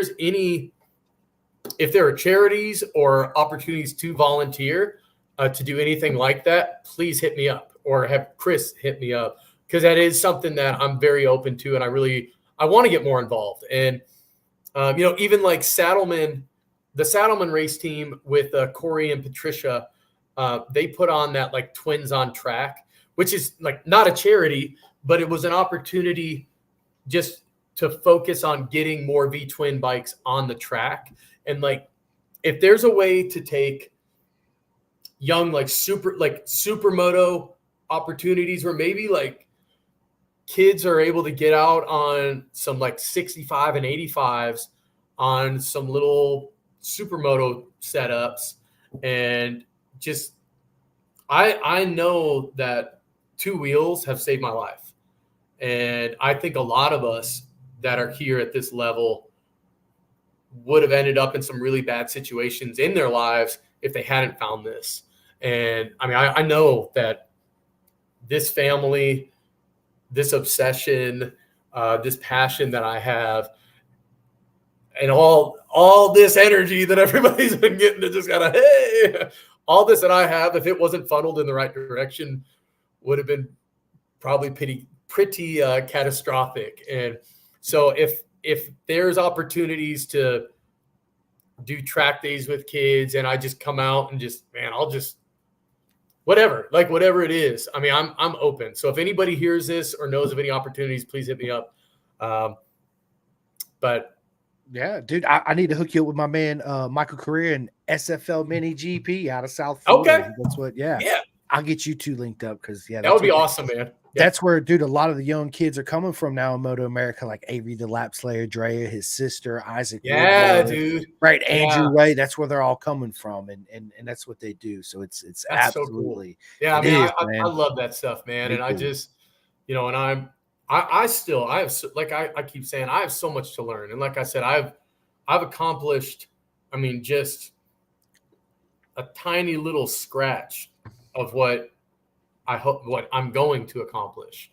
And I just know that like when I set my mind to something and I don't let anything stop me. Yeah. And so, yeah, I'm the same way, man. Because it's that hypertensive focus, right? Especially with ADHD. Once I in my head, I say, fuck it, I'm doing it. Oh, dude. I'm full in. I don't care who. My wife could tell me don't. My dad could tell me don't. It's that tunnel vision. Like, until I get to that goal, I won't stop. So absolutely. Dude, trust me, I'm 110%. I feel you on that. It's but that's part of the drive. That's what drives me and you, right? People like us that have it. Yeah. That's what, and it helps us channel our energy and our mindset towards something else instead of just being, because I can't think straight half the time because my ADHD, it's fucking just. Oh, yeah. Sometimes I got my cell phone in my hand. I was like, where the fuck's my cell phone? It's in your hand, dumbass. I'm like, oh. No, I did that earlier today. Dude, seriously. I wish I was joking. But man, like if you, I feel like I don't need to convince you, but like, yeah, man. I mean, the simple everyday things that like non-neurodivergent people are just like, wait, you like, where's your clean laundry? Yeah. Oh, it's my pillow. What do you mean? Yeah. I'm exaggerating a little bit, but it's kind of not. But, yeah, right. Just a little bit of truth in that. Maybe this month, right? Yeah. Maybe this much truth into that right there. But yeah, it's like catching a fish, man. This big.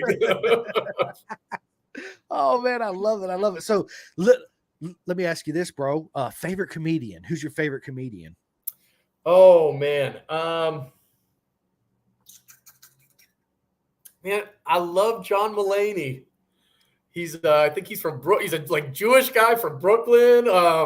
And then and this show is terrible, but he was involved with this this cartoon is terrible. Like, I don't advise anybody to watch it, but it's called Big Mouth. It is, if you want like a really, I'm not even gonna, but he does one of the voices on there. But John Mulaney,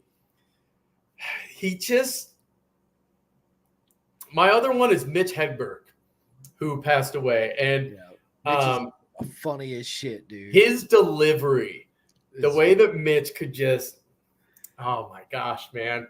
I'll never forget the one about the duck in Subway. That's exactly what I was thinking, dude. Yes. They're like, well, if you feed the ducks, the Subway gets a free sub. He said, okay, I want to feed the ducks. I'm hungry. Give me a sub. Yeah. It's like, genius, oh, man. bro. Yeah. Absolute genius. He was one of my favorites. But yeah, man. And then there's I guess newer comedians. What's it? It's like Andrew Schwab. He's got the mustache and the black hair. Yeah. He actually has a podcast too. It's Schultz. Yes. Andrew. Yes. Shorts. May the shorts be with you. Yeah. Love that guy. Yeah. So he's hilarious. My old school. Yeah. One of my old school favorite comedians is George Carlin, man. I just thought his humor, dude, he made me cry laughing. Of course, dude, he was raw. Dude, like, that's what I loved about him. Gave it to you. Back in the day, he was just straight. Oh, yeah. Yeah, that's what I loved about him. He wasn't no bullshit, right? I ask everybody this because I'm a huge Star Wars fan. So are you a Star Wars or Star Trek guy? Man, so I watched some Star Trek growing up, but it was really because I had a crush on the chick with the long black hair. Like, I can't even tell you anybody's name. I just had a crush on her, and I'm like, dang, she's fine. So I was like a little kid watching that. You're like, beam me up, Scotty. Yeah. That's what's up. What's up. I mean, I really,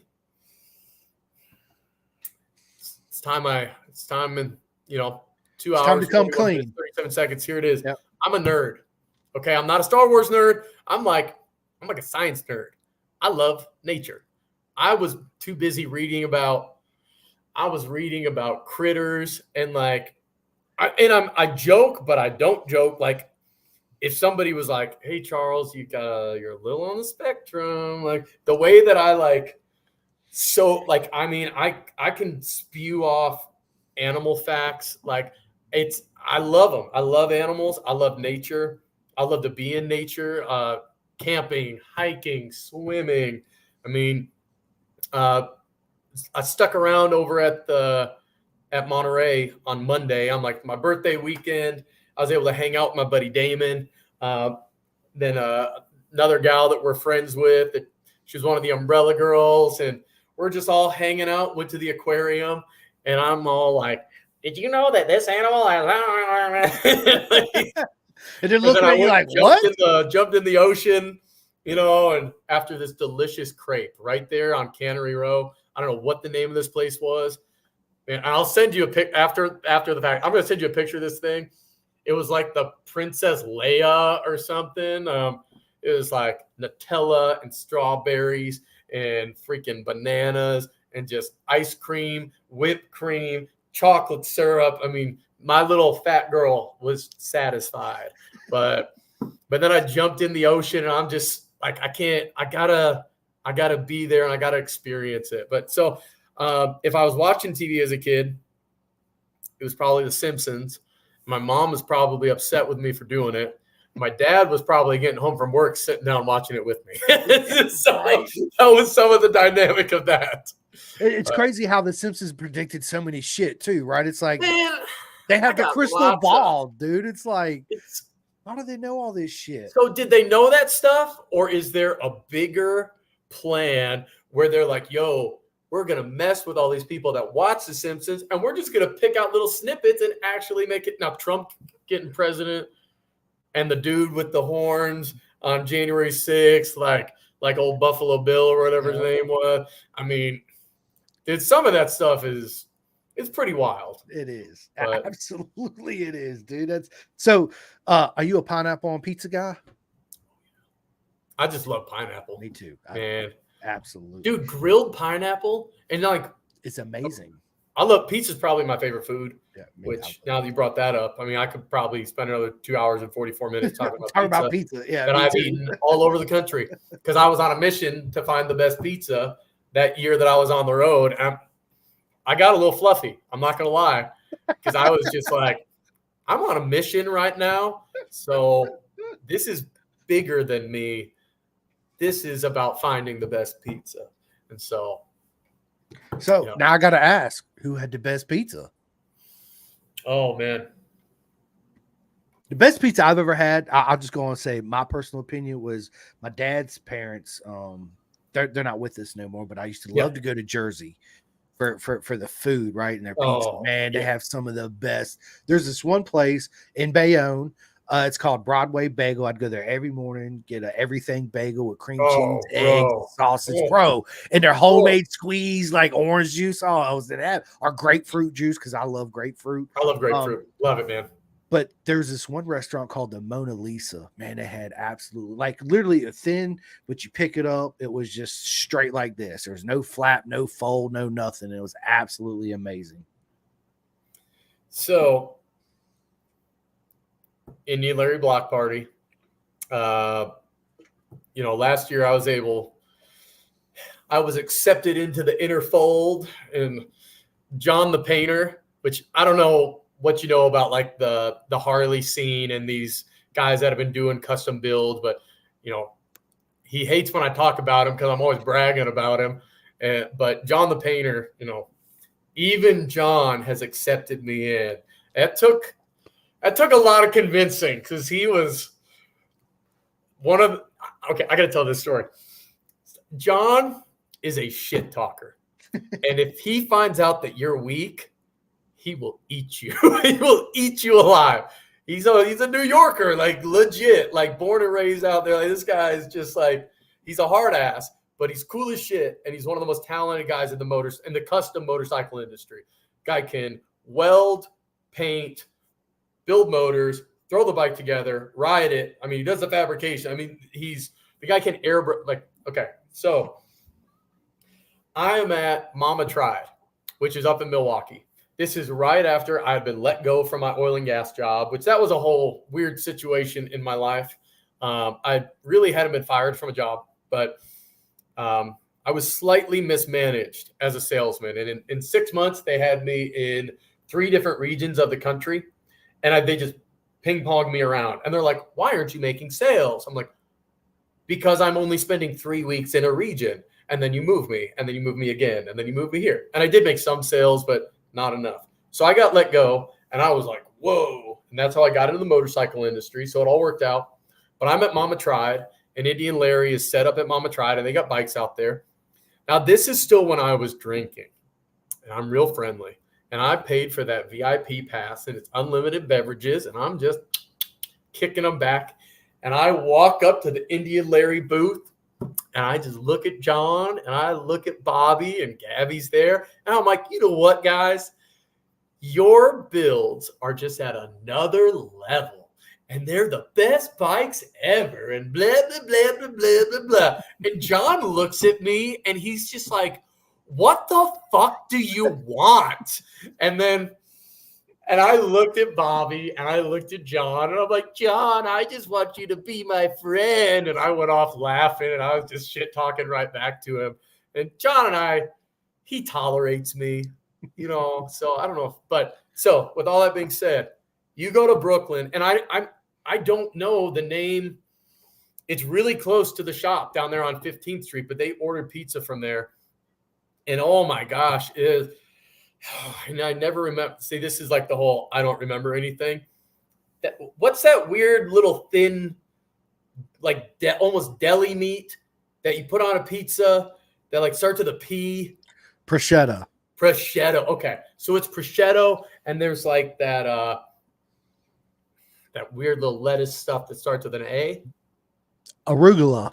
Oh man, dude, we need to go on like Dude, we're killing those it. game shows, man. Yeah, Like, no we shit. might have a thing going. Like, A-team right here, baby. Let's go. okay, and there's some like goat cheese on there, mozzarella, and dude, this pizza, and I think it was like walnut. There were like walnuts cooked onto it, and dude.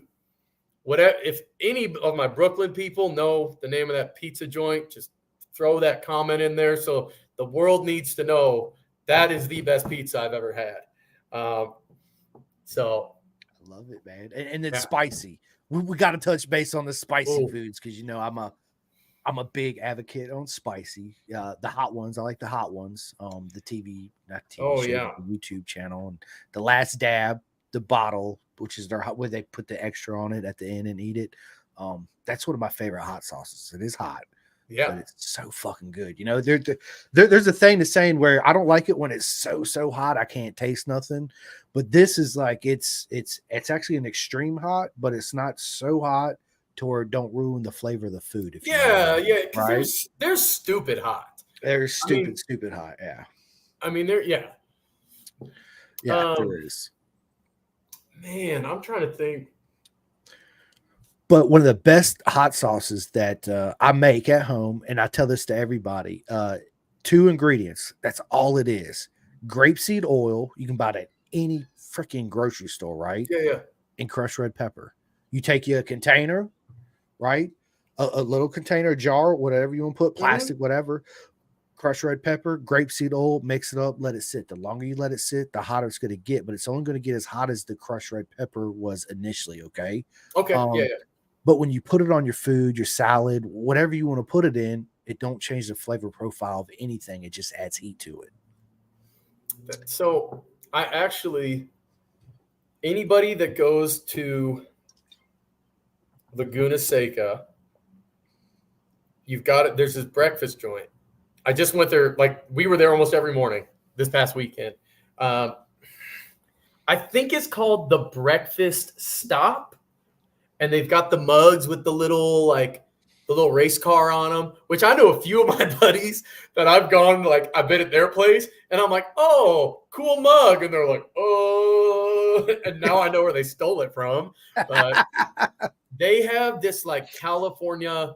It's like a hot sauce, and it's not spicy, but dude, the flavor of this stuff, and they have, and I think he's like, I gotta look it up. I think I took a picture of it, but man, I honestly, it's asking me for all these things like my code, and I don't even have that face thing set up. I'm like, I don't know about that. Oh man, I don't know if I took the picture of it. Nah, I don't think I did. Oh, it's gonna bump. Well, maybe. If I did, it would have been right.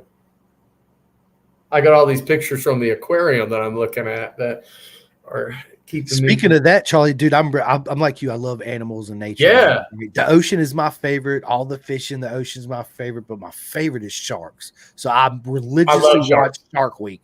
I'm hooked on it. I watch it. Me and my son are actually watching it. It's yeah, I love Shark Week. That shit. Was it John Cena? Yeah, Johnson. Yeah, they got John Cena now doing Shark Week. Yeah,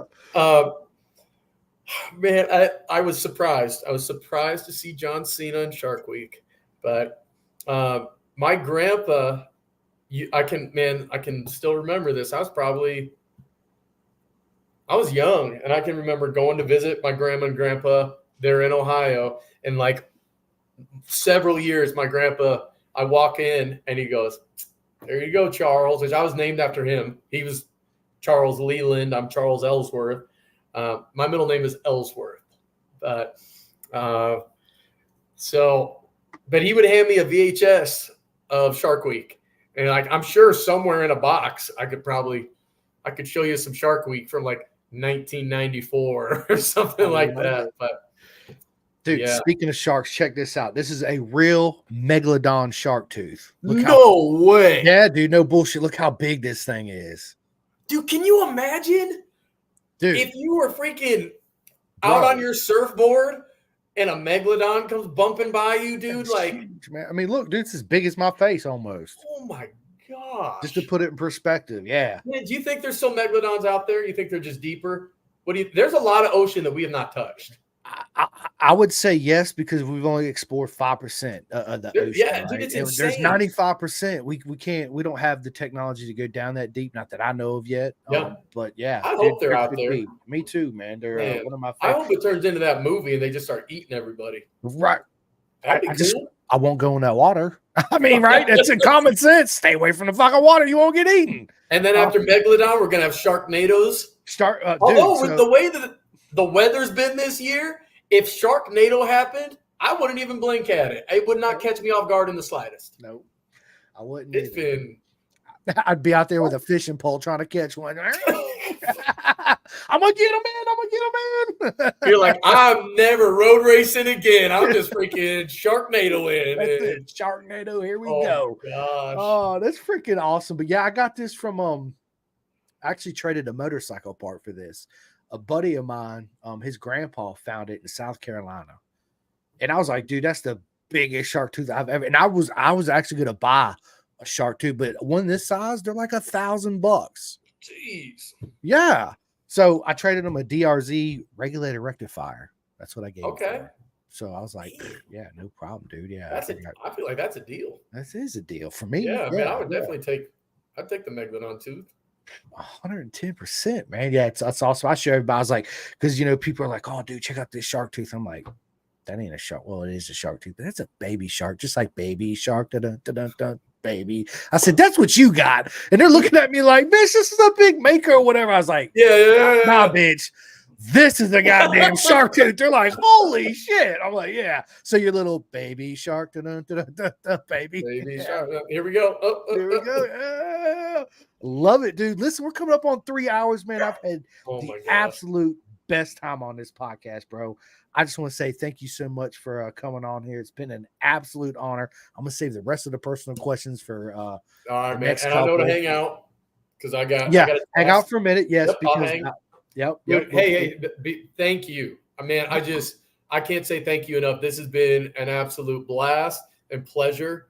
Man, I just really I'm so blessed. If somebody would have told me when I bought my first Harley, that was back in like 2000, gosh, I don't know, 2005, that here in 2024, I'd be on racing podcast because of racing Harleys. I mean, I never, ever would have believed it, and so I'm just so thankful. And, just everybody man, if you really just focus on your goals, and if you got to make sacrifices. Like I have made huge sacrifices to do what I've done. And like I said, there's so much more that I want to do, but man, it's worth it. And, when you find that thing that you're passionate about, like you find your people, you find your core, you find those people that you really want to keep around and they want to keep you around.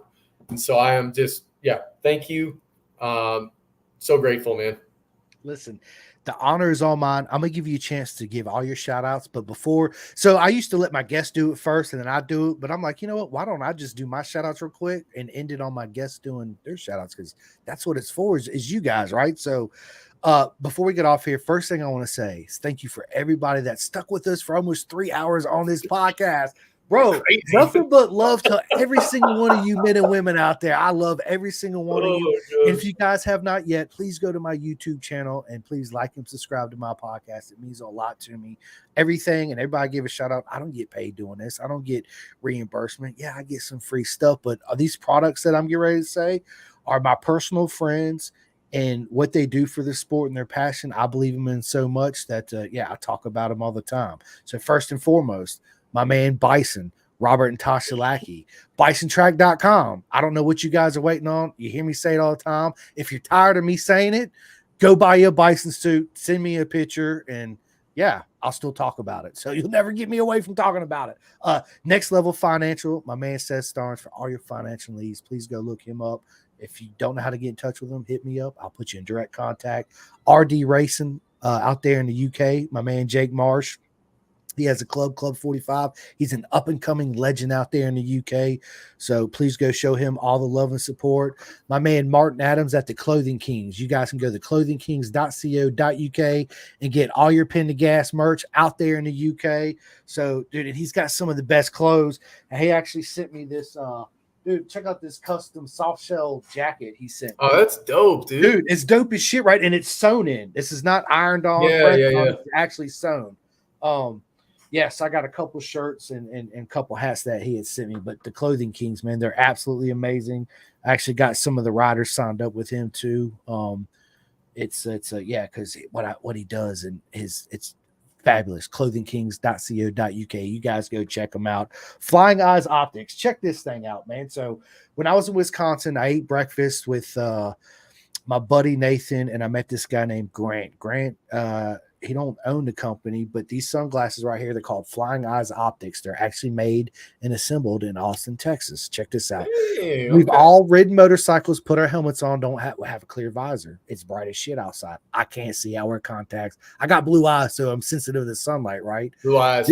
Yeah. Okay. So these are the lightest sunglasses I ever had, but they're made to fit up underneath your helmet. And if you ever wore sunglasses underneath your helmet, the stiff arms puts pressure on your head. It causes headaches and fatigue and all this bullshit, right? Listen, I need you guys to go to Flying Eyes Optics. You can use the discount code PINTOGAS10 and get 10% off. He's got all kinds of styles, and you can get them in prescriptions too. But they are assembled and made in Austin, Texas, which it's an American, which is absolutely brilliant. But dude, I'm telling you, I'll have these with me, and we'll trade sunglasses for the day, bro. And you can wear them all day, and I guarantee you're gonna be like, bro, these are absolutely amazing. So big shout out to Flying Eyes Optics, and of course, everybody hears me say it all the time, Chef Eats. I don't know why you guys are still sleeping. I need you to go to Chef Eats right now. Order your meals. They're the best meals in the world. Listen, I'll tell everybody this. When you go to Moto America weekend, you're with the team. You got to bring a grill and a gas tank and all this shit, right? When you can order just Chef Eats, it comes pre-packaged, you put it in the microwave for 3 minutes, bring it out. It's some of the best food you're ever going to have in your life. And when you think about microwave food, fucking really, Simcoe? Bro, I'm telling you right fucking now, dude. It's like, dude, you cut the chicken, it's juicy and tender. The steak, the shrimp. I just had shrimp last night. I had a cheesesteak tortellini with Alfredo sauce for lunch, bro. Absolutely amazing. I'm telling you, Chef Eats, you guys go and order that. SFL Mini GP. You guys hear me talk about them all the time out of South Florida. This is what I love about SFL Mini GP, bro. Charlie, is you can sign up. You have a kid, or even you're 50, 60, 70, 40, 20, 30, whatever it is. You don't have let's just be honest, getting full gear, back protector, helmet, gloves, boots, that's a $4,000 setup. Let's just be honest. No bullshit, right? Oh, yeah. So not everybody's got fucking $4,000 to $6,000, $8,000 to get this set up. But you can sign up for SFL Mini GP. You register, you pay your registration fee. You don't have to have shit. They provide the helmets, the boots, the leathers, the back protectors, and the motorcycles. Boom. There you go. Go look them up. Simply the most amazing people. And their son, my buddy, Jillian Carrera, races in the British Talent Cup. His hat number 40. You see it right here, right? So yeah, look, he's looking at me like, holy shit. Yeah. So Julian Carrera, he's actually racing this weekend in the British Talent Cup. That's amazing. Yes, dude, it is. American in the British Talent Cup. Let's fucking go. Love it. Vet2Track. Any of my vets out there, look up Vet2Track. His program is absolutely amazing. You get to hang out with like-minded people. Whatever you're struggling with mentally, dude, you'll forget all about it because you're going to be at the racetrack. You're going to be walking around the paddock. You're going to be meeting all these most epic friends that I have, and it'll change your whole outlook and it'll change your life. So Vet2Track. People, go look them up.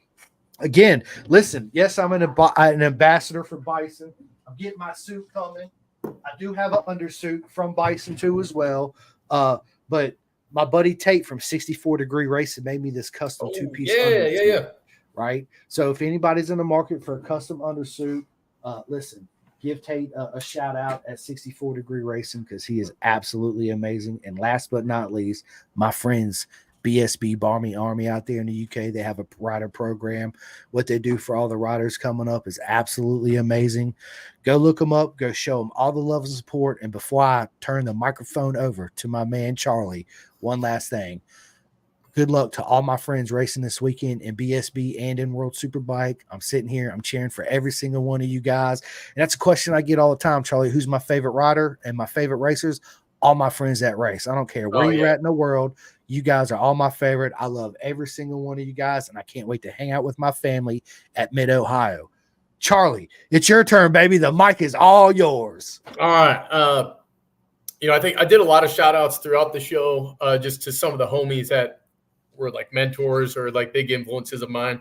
I've got a great family, and, I was mentioning Corey West. I've done some training with him, and I'm going to do some training with some of these other guys. But as far as like the companies that have really supported me, Lindell Brakes has been there for me. Revolution Performance on that motor build, 3-state Harley Davidson. I'm serious. If you're in the Arklatex, if you are in Texas, if you're in Oklahoma, I would go to Tony Pony. I mean, I was just telling my buddy today, 8 hours away from Shreveport. I'm like, dude, just take the bikes out to Shreveport. Let Tony do it. Let him freaking squeeze and massage that horsepower and torque out of that M8 motor, and just like, I don't know why I'm milking it like a cow, but like little, cat nipples or something. I don't know, but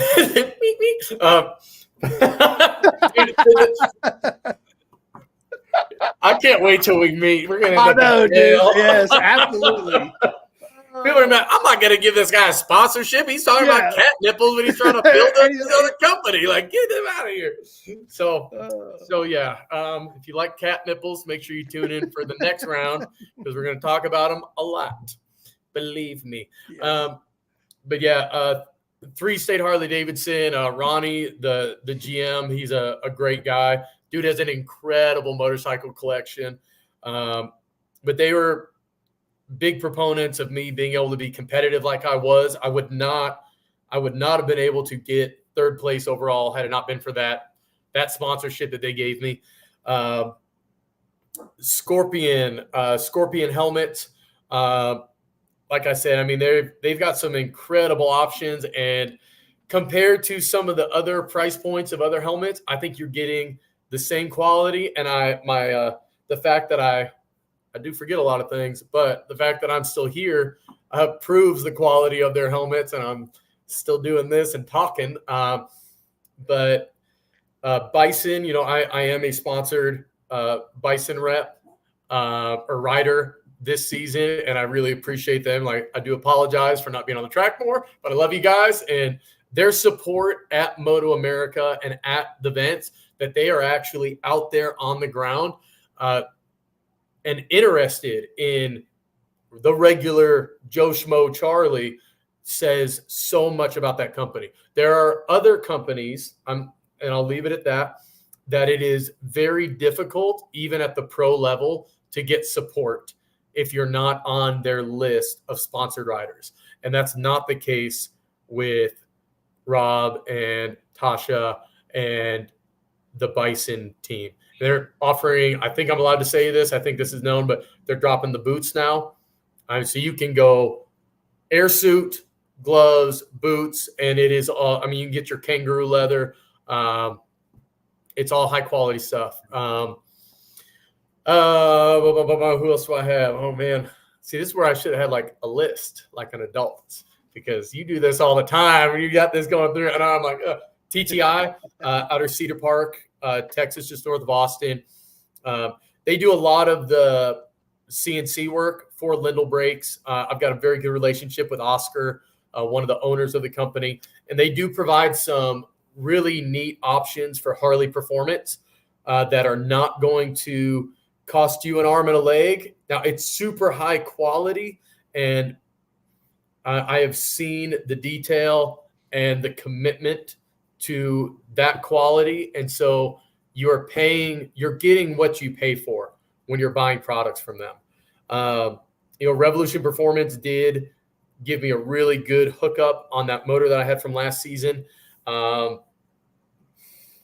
trying to, I really need a longer list, so anybody out there, I would love to be bragging about how awesome of a sponsor you are. So, Yeah, you go and hit me up and let me know.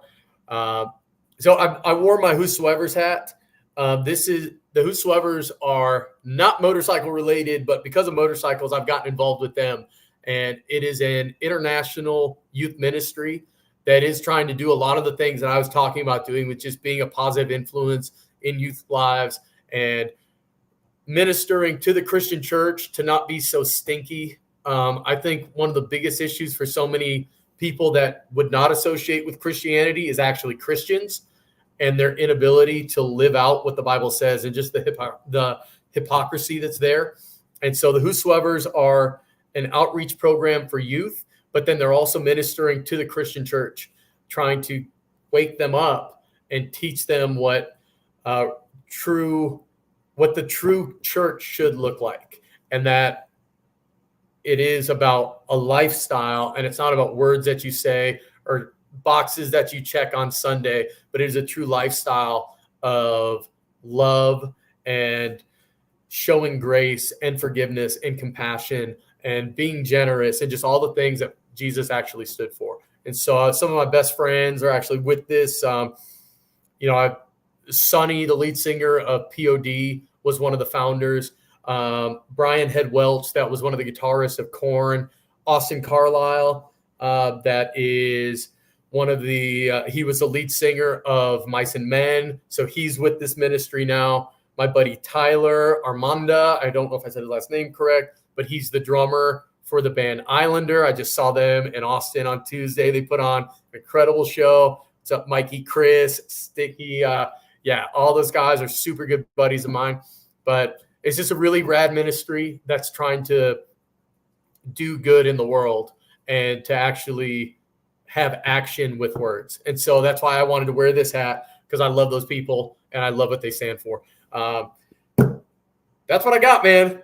That's it. And I really think, after sitting here, if Depends is paying attention, I think I'd be a candidate for a sponsorship.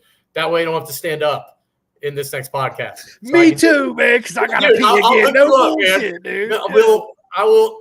You and I are gonna we'll write a formal business proposal and be like, man, we got 3-hour podcasts coming up, and bro, it's embarrassing when you got to stand up. It's gonna be like that little kid in the corner, and like I'll just be going from talking to like, yeah, right. All of a sudden, I'll our go facial back to expression it. change will be like, nobody's gonna even know. you're like, what are you doing? I'm like, I'm trying to fill the diaper, man. All right, I'm good. Let's keep going. Yeah, we got to stop now. It's about to get. It got weird. It already got weird. So I love it, dude. I love it. Listen, guys, this has been my longest podcast I've ever done. It's been absolutely fucking anyone amazing. that knows me will not be surprised. You know, right? Me too. I could go on for hours. My wife, she sent me a text. She's like, dude, we got to take Rossi. So, yeah. Listen, guys, thank you guys so much. All the women, dude, and the men that watch this, I love you. Thank you so much for the support. And again, please go like that subscribe and like button on Facebook and all that cool shit. This episode will be out on Spotify. I'm everywhere but Apple right now, so everywhere you listen to podcasts, iHeart, Spotify, YouTube, yada yada yada. Anyway, thank you guys so much. It's been an absolute fucking honor, and what a great time with my man and the legend Charley Condit on the show, baby. Thank you so much, and yeah, you guys stay tuned. I got Cole King coming on tomorrow, and hey, Cole King, yeah, baby. All right, see you guys. Bro, that was so much fun. Hang on, let me hit this.